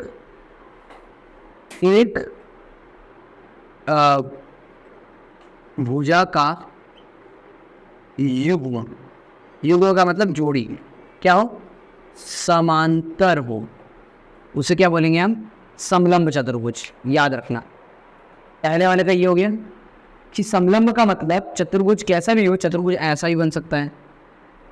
ठीक है, 1 2 3 4, देखो ये भी चतुर्भुज ही है ना, देख रहे हो, 1 2 3 4 ये भी चतुर्भुज ही है। बट उन्होंने बोला कि भाई ऐसे कुछ भी चतुर्भुज आप बना दो, चाहे आप ऐसा बना दो, कुछ भी बना दो, इनको एक नाम दो। नाम कैसे दोगे, सबसे पहले आप ये जो चार, देखो चारों भुजा क्या है, समांतर है, समांतर नहीं है। यदि इन दोनों देखें तो ये दोनों आपस में कट जाएगी, ये दोनों आपस में कट जाएगी, कोई भी समांतर नहीं है। तो उन्होंने क्या बोला, भाई एक सिंपल सा आकृति बनाओ, ऐसा वाला और एक ऐसा वाला। ठीक है, चाहे आप ये कर दो, क्या कर दो, चाहे आप इधर कर दो, चाहे आप ऐसे भी कर दो, कोई भी दिक्कत नहीं है। बस एक भुजा जो होगी वो समांतर होनी चाहिए, मतलब आपस में कटनी नहीं चाहिए। क्लियर। तो ये हो गया समलंब। अभी मैं ना इनको एक एक करके समझाऊंगा, भी टेंशन मत लो अच्छे से। फिर दूसरा है क्या, समांतर। उन्होंने बोला यार एक क्यों, दोनों को हम क्या कर देते, दोनों भुजाओं का युग्म क्या कर देते, समांतर कर देते। मतलब क्या था, पहले वाले में हमने देखा क्या कि सिर्फ दो भुजा है, ये दोनों समांतर होंगी, और ये हो गया क्या, समलंब चतुर्भुज। अब उन्होंने बोला क्या, हम इन दोनों को भी क्या कर देंगे, समांतर कर देंगे। तो पहले ये तो ऐसे ही था, क्या बता रहा हूँ मैं, समांतर बता रहा हूँ। दूसरा वाला ये भुजा ऐसे ही थी, क्लियर, और ये भी भुजा ऐसे ही थी, समांतर पे थी। यहाँ से इसको ऐसे समांतर किया, ध्यान सुन, ऐसे किया, और इसको भी क्या कर दिया, समांतर। अब इससे क्या हो रहा है, इसमें दोनों भुजा, क्या इसमें जो दोनों भुजा है, दोनों भुजा का जो युग्म है, मतलब जोड़ी है, वो क्या है, वो युग्म समांतर है। समांतर कैसे, एक ये है और एक ये है, क्लियर। इन दोनों को आगे लेके जाओगे तो आपस में कटेंगे नहीं, और एक ये और एक ये, इन दोनों को आपस में लेके जाओगे कटेंगे नहीं, याद रखना। देख रहे हो ना, इन दोनों को क्या आगे जाएंगे, कटेंगे नहीं, कटेंगे, याद रखना। देखो इनको आगे बढ़ाते जाओ, इनको आगे आप बढ़ाओ, इनको आगे बढ़ाओ, तो कटेंगे नहीं, कटेंगे। इनको बढ़ाओगे, इनको, तो ये भी आगे नहीं कटेंगे। तो ये क्या है, समांतर चतुर्भुज। कैसे इसमें पहचानना है, इसमें कोई एक भुजा का युग्म क्या होगा, समांतर होगा, इसमें दोनों भुजाओं का युग्म क्या होगा, समांतर होगा, याद रखना। ठीक है। अब उसके बाद देखो, अब उसके बाद यहाँ पे क्या कि अब उन्होंने क्या बोला, जो ऐसा आकृति है, जिसका एक भी भुजा क्या हो, समांतर न हो, और ये पतंग जैसे दिखने चाहिए। कैसे दिखने चाहिए? तो ये क्या हो गया? पतंगाकार। बस, इसकी एक भी भुजा समांतर है।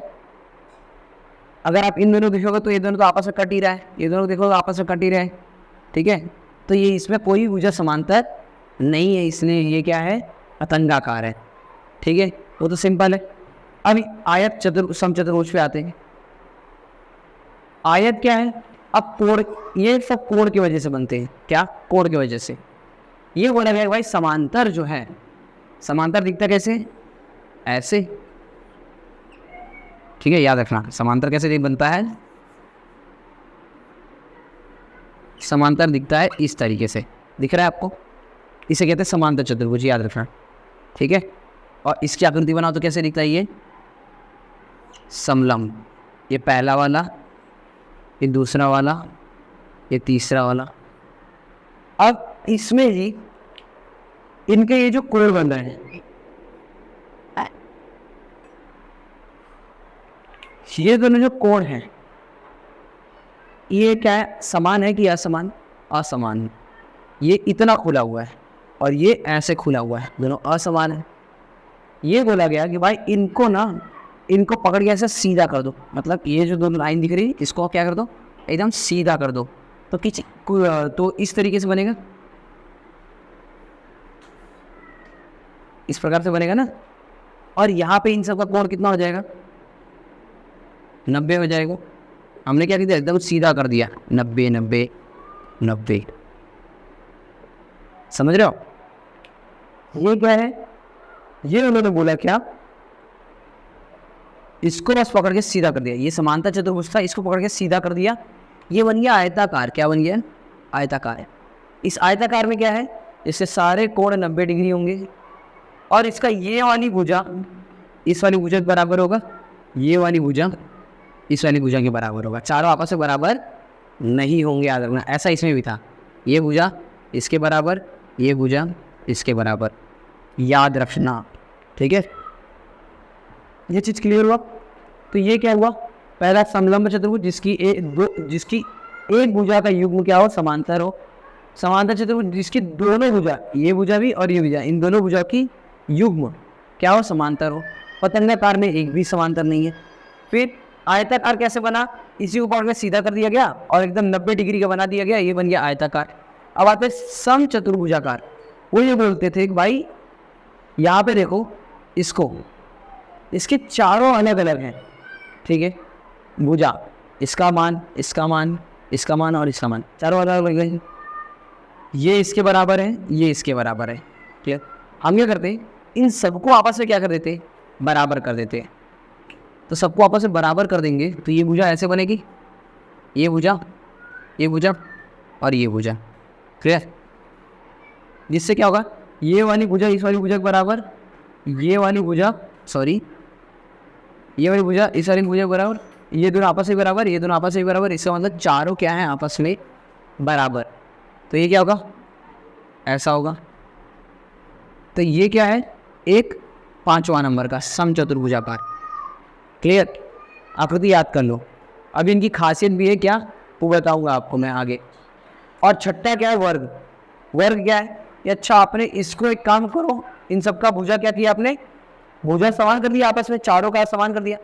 इनके कोण को भी आपस में समान कर दो। तो क्या करोगे आप? इसमें से आप निकाल दोगे, क्या ऐसे बनाओगे, जिसकी ये भी बराबर होती है, ये भी बराबर होती है, ये भी बराबर होती है, ये भी, और सब कोण 90 90 होते हैं। और ये क्या बन जाता है? छठा नंबर का वर्ग। समझ में आया? अब पूरा अच्छे से समझो एक लाइन में। सबसे पहले क्या हुआ कि चतुर्भुज के कोई प्रकार नहीं था, कोई कुछ जानता था भाई चतुर्भुज कैसा होता, क्यों होता है, उसके कुछ नाम भी होते हैं, ठीक है। तो सबसे पहले जो मैथ्स वाले मैथ की खोज कर रहे थे, ये सब कर रहे थे, तो उन लोगों ने क्या किया? सबसे पहले किसी एक भुजा का युग्म, क्या कोई एक 4 भुजा होती है, उसमें से एक भुजा का युग्म लिया, मतलब जोड़ी लिया, मतलब एक ऊपर वाली लिया, एक नीचे वाली लिया, इन दोनों को समांतर किया। क्या किया? समांतर, मतलब इन दोनों का समान अंतर पे लाया। ये दोनों को आगे बढ़ाएगा तो कटेंगे नहीं, ये दोनों को आगे बढ़ाएगा तो कटेंगे कटेंगे नहीं ना, तो ये दोनों क्या हो गए, समांतर है।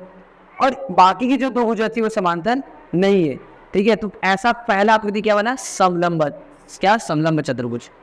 दूसरा, उन्होंने बोला यार हमने सिर्फ एक ही को समांतर किया, हम चारों को समांतर कर दे तो, मतलब ये भुजा ऐसे, ये भुजा ऐसे, ठीक है। और ये जो बाकी के दो थे इनको पहले हम ऐसे रखते थे, या में आगे कट जाते थे, अब हम इनको ऐसे रखते, जिससे क्या होगा, या में आगे कटेंगे नहीं। तो ऐसा आकृति किया, क्या ऐसा आकृति बनाया गया, तो उसका नाम क्या हो गया, समांतर चतुर्भुज। क्या हो गया, समांतर चतुर्भुज।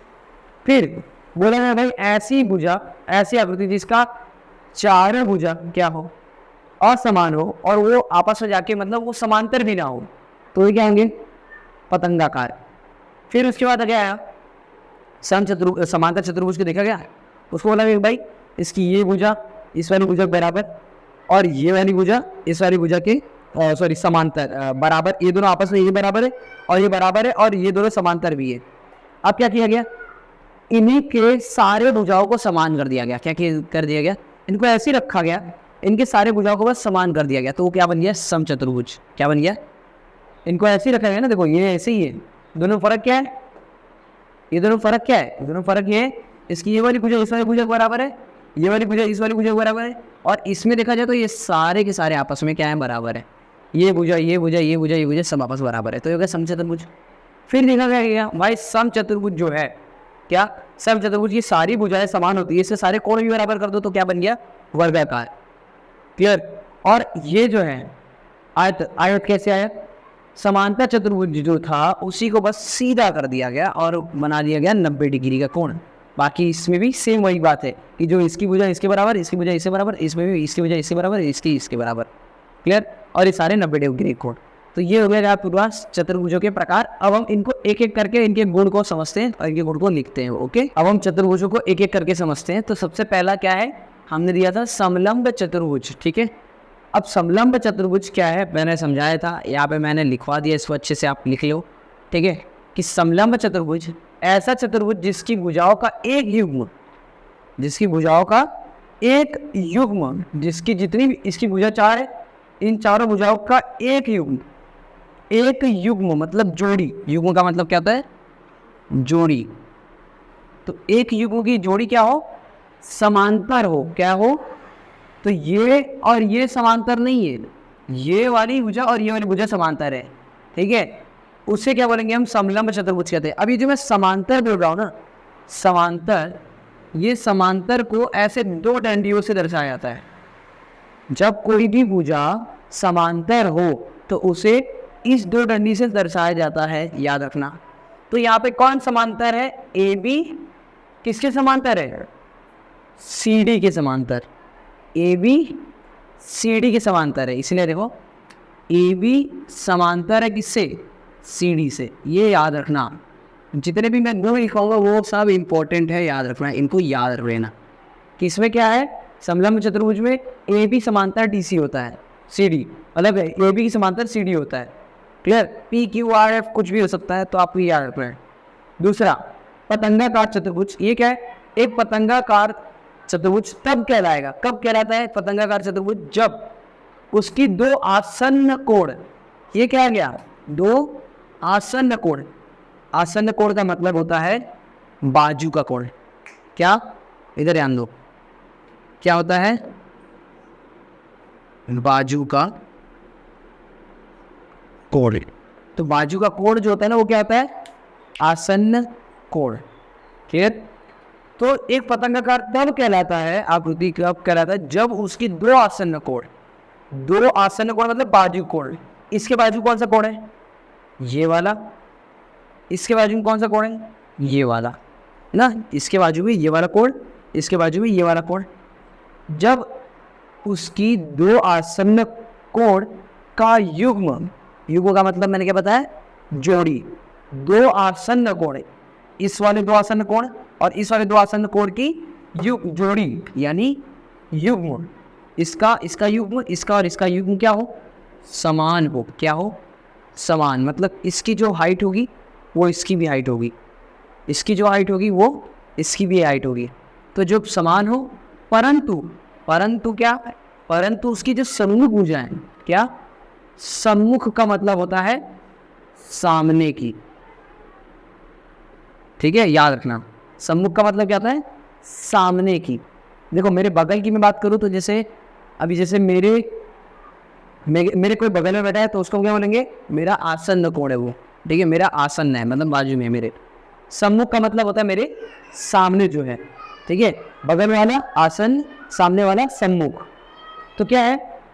दो आसन्न कोणों का युग्म क्या हो? समान हो, ये दोनों समान हो, ये दोनों समान हो, परंतु जो सम्मुख कोण रहते हैं मतलब इसके सम्मुख ये है और इसके सम्मुख ये है, ये इसके सामने है और ये इसके सामने है, और वो दोनों क्या होने चाहिए? असमान होने चाहिए। क्या होने चाहिए? असमान, समान नहीं होने चाहिए। तब आप क्या बोलोगे? कि ये एक पतंगाकार आकृति है। पतंगाकार आकृति कब कहोगे? जब उसकी दो आसन्न कोण मतलब बगल की, बाजू की कोण क्या हो? समान हो, परंतु उसकी जो सम्मुख कोण है, सामने सामने कोण, वो असमान है। तो आप क्या बोलोगे? कि वो क्या है? एक क्या है? पतंगाकार आकृति है। समझ में आया ये चीजें? क्लियर? तो अब हम बढ़ते हैं आगे की तरफ। चलो, तो कल हमने क्या पढ़ लिया था? हमने चतुर्भुज के दो प्रकार देख लिए थे डिटेल में। अभी तीसरा है क्या? समांतर चतुर्भुज। समांतर चतुर्भुज इंपॉर्टेंट है क्योंकि आपका जो चैप्टर है ना वो पूरा समांतर चतुर्भुज पे है। क्लियर? हम वैसे तो समझने वाले क्या, चतुर्भुजों को समझ रहे हैं हम, ठीक है। तो हमने चतुर्भुज, पहले बहुभुज देखा, फिर बहुभुज के अंदर चतुर्भुज आया, चतुर्भुज को फिर हमने पकड़ा, चतुर्भुज के बहुत से प्रकार देखे हमने, फिर उसमें से तीसरे समांतर चतुर्भुज पे आया भी। और समांतर चतुर्भुज तुम्हारे इस चैप्टर में इंपॉर्टेंट है, वही आएगा इसमें ज़्यादा से ज़्यादा। क्लियर? तो देखो समांतर चतुर्भुज क्या होता है? समांतर चतुर्भुज एक चतुर्भुज ही होता है। क्या लिखा हुआ है? समांतर चतुर्भुज एक चतुर्भुज ही होता है। क्यों होता है चतुर्भुज? क्योंकि इसकी चार भुजाएं हैं, इसलिए उसको चतुर्भुज बोलते हैं। क्लियर? जिसकी सम्मुख भुजाएं क्या? जिसकी सम्मुख भुजाएं क्या होती है? समांतर होती है। याद रखना, जिसकी सम्मुख भुजा क्या होती है? समांतर होती है। सम्मुख का मतलब सामने वाली भुजा। ए बी के सामने कौन है? बी सी, और बी सी सामने कौन है? A D. इसी को बोलते हैं सम्मुख भुजा। और ये आपस में क्या होते हैं? समांतर होते हैं, ना कि बराबर लिखा हुआ है यहाँ पे। हाँ, बराबर नहीं लिखा हुआ है, समांतर लिखा हुआ है। क्लियर? तो ये चीज़ हो गया। देखो यहाँ पे एक आकृति है आपकी किताब में, ऐसे, फिर ऐसे। क्या ये समांतर चतुर्भुज है? नहीं है ये। क्यों नहीं है? क्योंकि इसकी ये दो भुजा को देखो, ये दो भुजा, ये आगे जाएंगे एक दूसरे को क्या कर देंगे? प्रतिच्छेदित, यानी काट देंगे। और इन दोनों देखो, ये आगे जाके एक दूसरे को काट देंगे, प्रतिच्छेदित कर देंगे।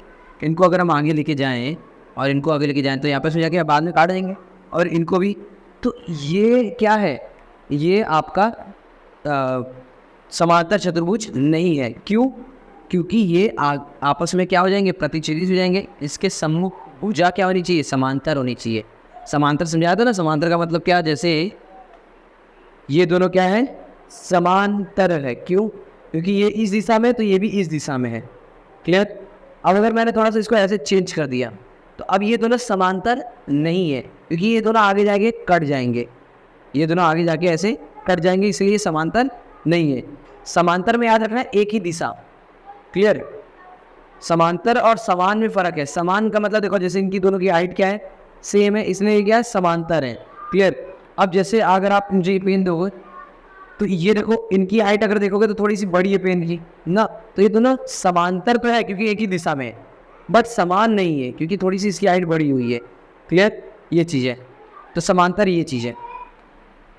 अब देखो, एक जो समांतर चतुर्भुज होता है उसके कुछ गुण होते हैं। मतलब क्या? गुण का मतलब क्या? कि कुछ उसके मतलब फीचर्स होते हैं। ठीक है? तो उसके पहला फीचर्स क्या है? जैसे आप यहाँ पे देखो, ये तो पता ही आपको कि ये भुजा इस भुजा के समांतर है, ये भुजा इस भुजा के समांतर है। ठीक है? और पहला गुण इसका क्या है? पहला गुण कि AD समांतर है BC और AB समांतर है DC के। ये चीज़ मैंने बताया कि AD समांतर है BC के, AB समांतर है DC के। ये तो पहला गुण है। दूसरा गुण क्या? AD बराबर भी है BC के। AD BC के बराबर भी है, मतलब समझ रहे हो।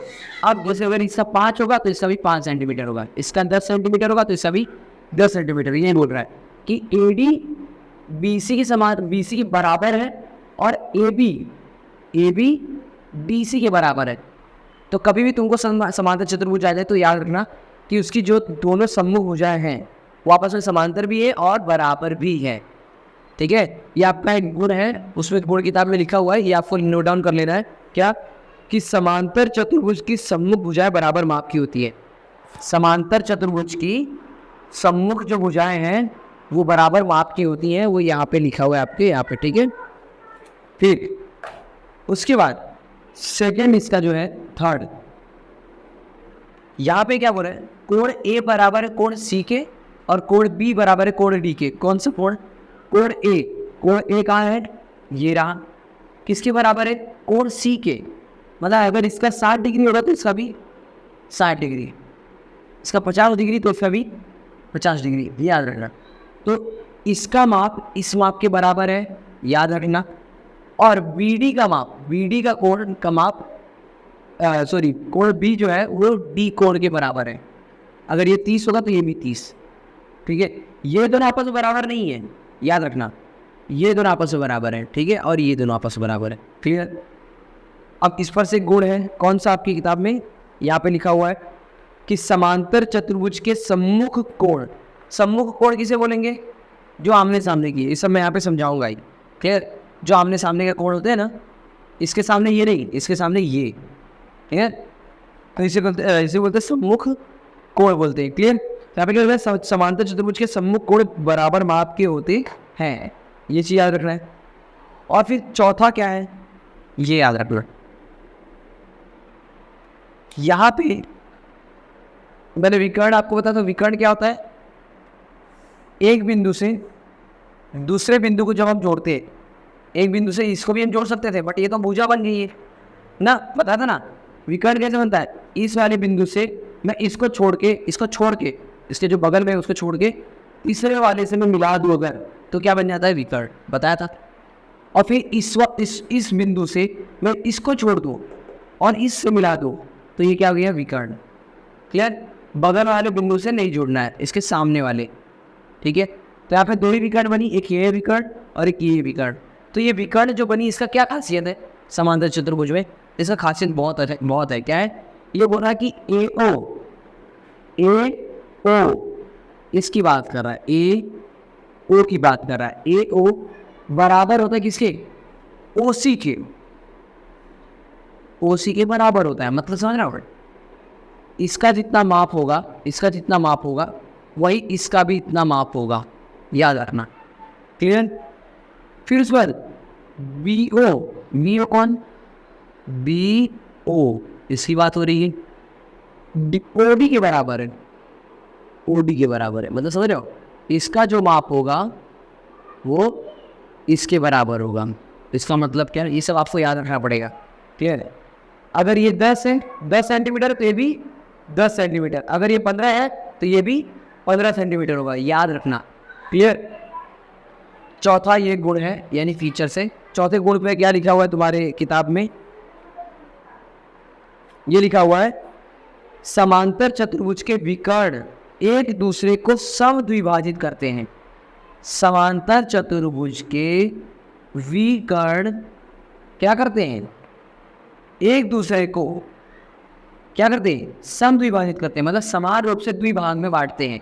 समद्विभाजित का मतलब समान रूप से दो भागों में बांटना, क्लियर। लिख लो आप कहीं पे, क्या कि समद्विभाजित का मतलब क्या होता है? समद्विभाजित,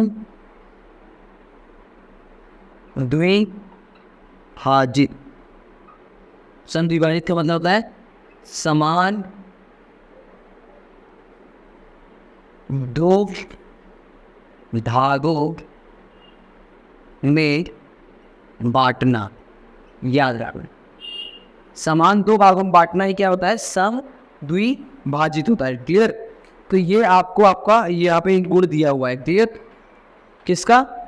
समांतर चतुर्भुज का, कि AO OC के बराबर है, BO OD के बराबर है। आप समान रूप से दो भागों में बांट दिया, इसको और इसको दो भागों में बांट दिया समान रूप से, क्लियर, ये चीज हो गया। और उसके बाद आपको क्या दिया हुआ है अपनी किताब में,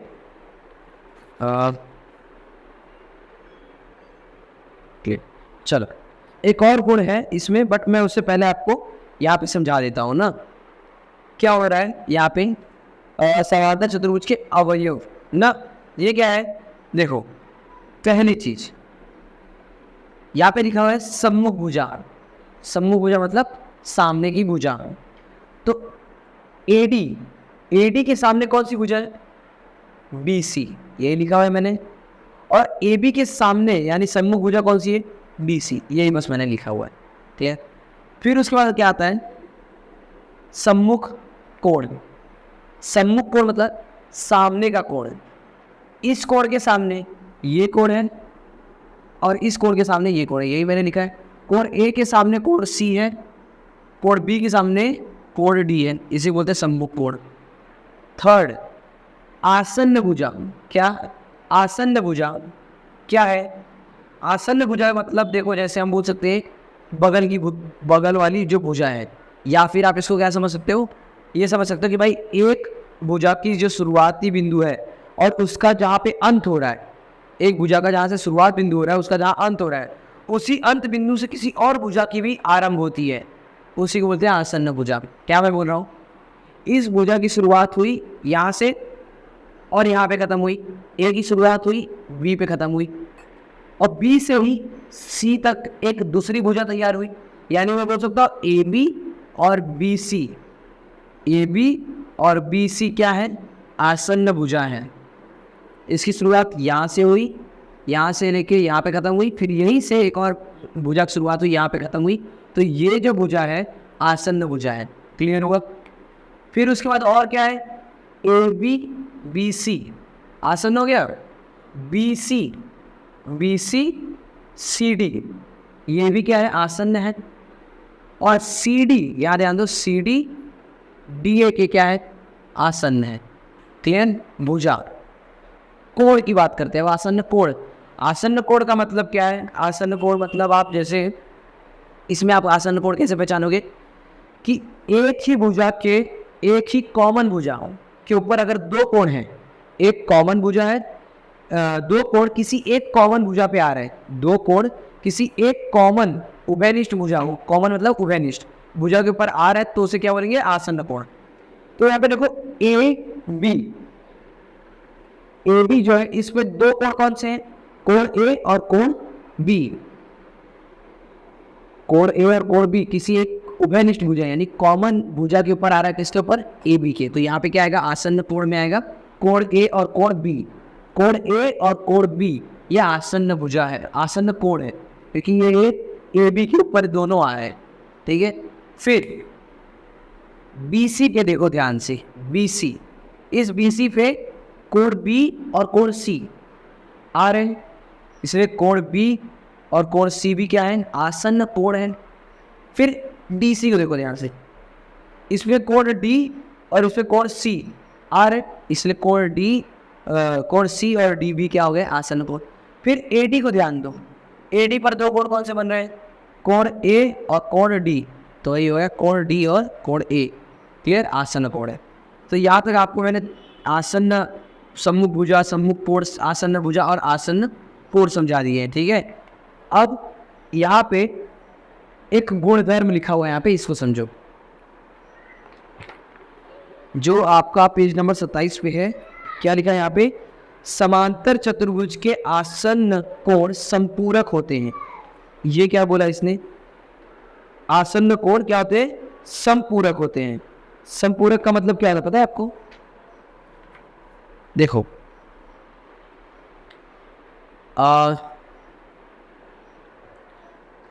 समांतर चतुर्भुज के आसन्न कोण संपूरक होते हैं। एक होता है पूरक कोण और एक होता है संपूरक कोण। इसके बारे में आपने कभी सुना था, पूरक कोण और संपूरक कोण के बारे में सुना था कभी, नहीं? तो समझो, यहाँ पे समझाता हूँ, ठीक है। देखो दो है, एक है पूरक कोण और एक है समपूरक कोण। याद रखना, पूरक कोण उसे कहते हैं जिन दो कोणों का योग, याद रखना सुनना, जिन दो कोण का योग 90 के बराबर आ जाए। कितने? 90 के बराबर आ जाए तो उसे हम क्या बोलेंगे? पूरक कोण। और समपूरक कोण जिन दो कोणों का माप का योग 180 आ जाए उसे क्या बोलते हैं? समपूरक कोण। क्या? एक कोण है ये और एक कोण है ये जो कोण है, ध्यान सुनना, थोड़ा बड़ा बताया दो। ये जो कोण है ये मान लो 40 डिग्री का है। ठीक है, ठीक है, इसको 40 बना देते हैं। ठीक है, और इसको बोल देते हैं 50। थोड़ा बड़ा है ना ये कोण कितना है? 50 और ये कोण कितना है? 40। अगर आपने कोण 1 प्लस कोण 2 को जोड़ा और अगर वो 90 के बराबर आ गया तो उसे क्या बोलोगे आप? पूरक कोण। कोण A1 और कोण 2 को जब जोड़ा आपने, यानी 50 को और 40 से जब आपने जोड़ा तो कितना आ गया? 90। यानी ये दोनों कोण क्या है? पूरक कोण है। क्या है? पूरक कोण। फिर समपूरक पे आते, दो कोण जिसका माप 180 हो जाए। एक कोण है ये और एक कोण है मैं इसको देता हूँ कितना? इसको देता हूँ 120 दे दिया। ठीक है, ये हो गया। और इसको मैं दे देता हूँ कितना? पूरा इसको खोल देता हूँ। इसको दे दिया मैंने कितना? कितना? नहीं, ये नहीं,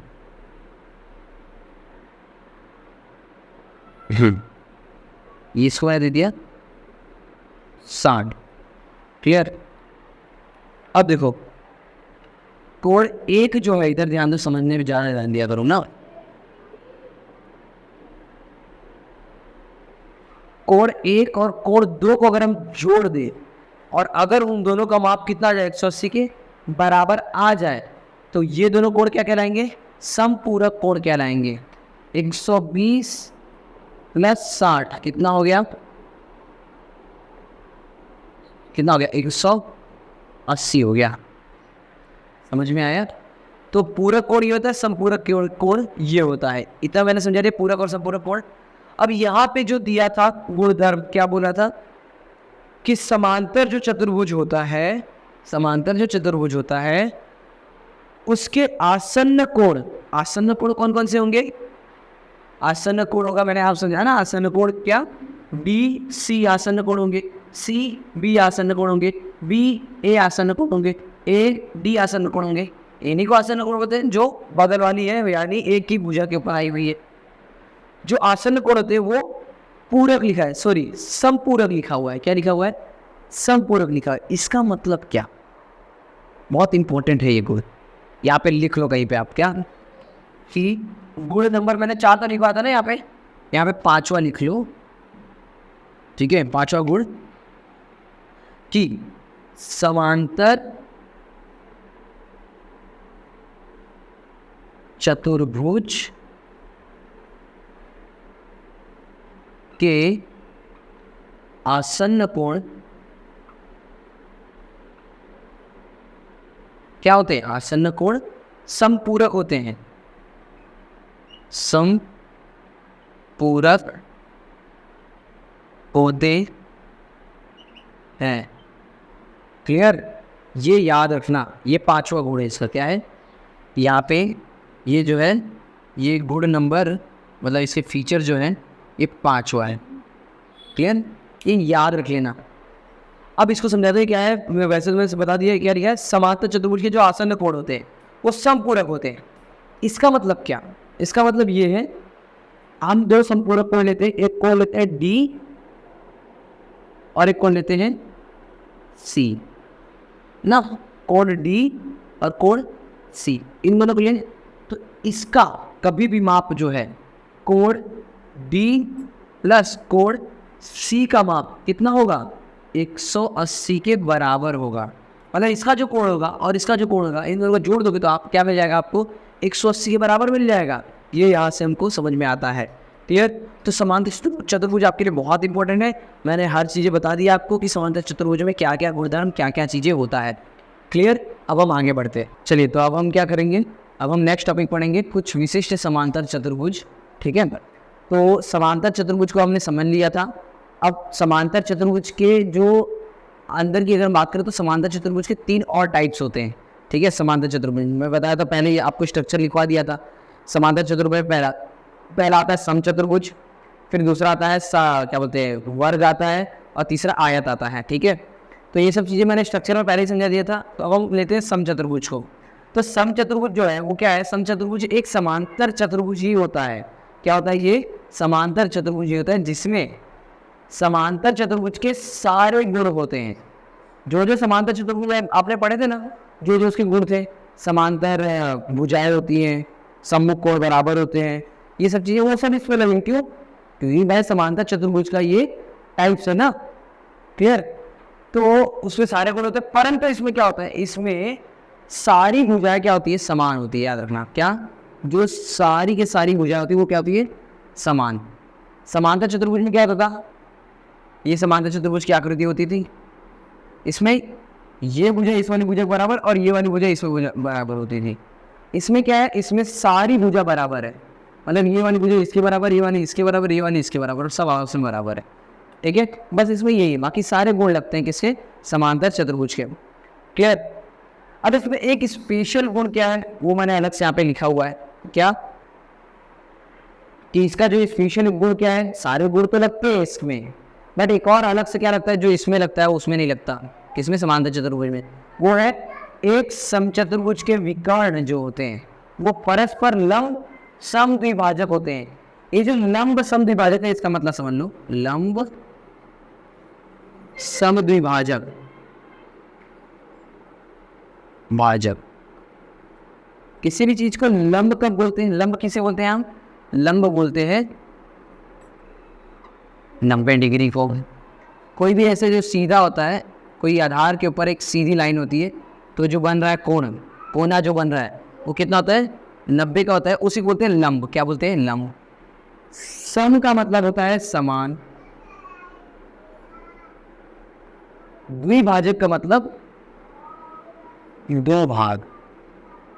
समझ में आ गया होगा कि इसके जो विकर्ण होते हैं ना, विकर्ण कौन होते हैं, यहाँ से लेके यहाँ तक जो टच है ये विकर्ण है, यहाँ से लेके यहाँ तक जो टच है ये विकर्ण है। AC और BD ये क्या है, विकर्ण है। विकर्ण का भी मैंने बताया था क्या होता है, विकर्ण जो होता है जब इस बिंदु से अगर हम इस बिंदु को ना जोड़े, इस बिंदु से हम इस बिंदु जोड़े, एक को छोड़ के, तब क्या होता है, वो विकर्ण होता है। क्लियर। तो इसके जो विकर्ण होते हैं वो परस्पर ना लंब समद्विभाजक होते हैं। लंब, एक तो लंब होते हैं मतलब 90 डिग्री के होते हैं, और समान रूप से दो भागों में बटे होते हैं। क्या मैं बात कर रहा हूँ, किसी बात कर रहा हूँ, यहाँ से एक विकर्ण गया यहाँ पे और यहाँ से एक विकर्ण गया यहाँ पे। तो यहाँ पे देखो ये जो कोण बन रहा है 90 डिग्री होगा, ये जो कोण बन रहा है वो 90 डिग्री होगा, ये जो बन रहा है ये कोण 90 डिग्री होगा, और यहाँ पे भी 90 डिग्री। समझ में आया मैं क्या बात कर रहा हूँ, समझ में आया। दो भागों में बांट भी दिया, एक ये भाग बन गया, एक ये भाग बन गया, और एक ये भाग बन गया, और एक ये भाग बन गया। दोनों पार्ट हो गए। इस लाइन की दो भाग हो गई और इस लाइन का भी दो भाग हो गया। क्लियर। और ये सब क्या है, 90 डिग्री में बट गए हैं। ये एक अलग से स्पेशल सा इसका वो है। अब ये देखो मैंने क्या लिखा है, इसमें क्या लिखा है मैंने, AB बराबर BC और CD बराबर AD। क्या मैंने लिखा है, ये जो AB है, AB BC बराबर है और BC CD बराबर है और CD AD बराबर है, यानी सबके सब आपस में क्या है, बराबर है। बस इसमें ये अलग है। क्लियर। बाकी सारे जो गुण थे वो क्या है, समांतर चतुर्भुज के सारे गुण इसमें लग गए। अब यहाँ पे देखो ये गुण नहीं है इसका, ठीक है, सॉरी फॉर दैट, ये यहीं तक है। ठीक है, ये अलग सा गुण ये वाला है, इसको मैंने ऐसे अलग से लिखा हुआ है। क्लियर। ये क्या है, देखो बड़ा ध्यान से देखो, यहाँ पे जो कोण बन रहा है क्या, AOB, कोण AOB कितना होगा, 90। फिर वो बराबर हुआ किसके, COB के, COB के, वो भी कितना है, 90।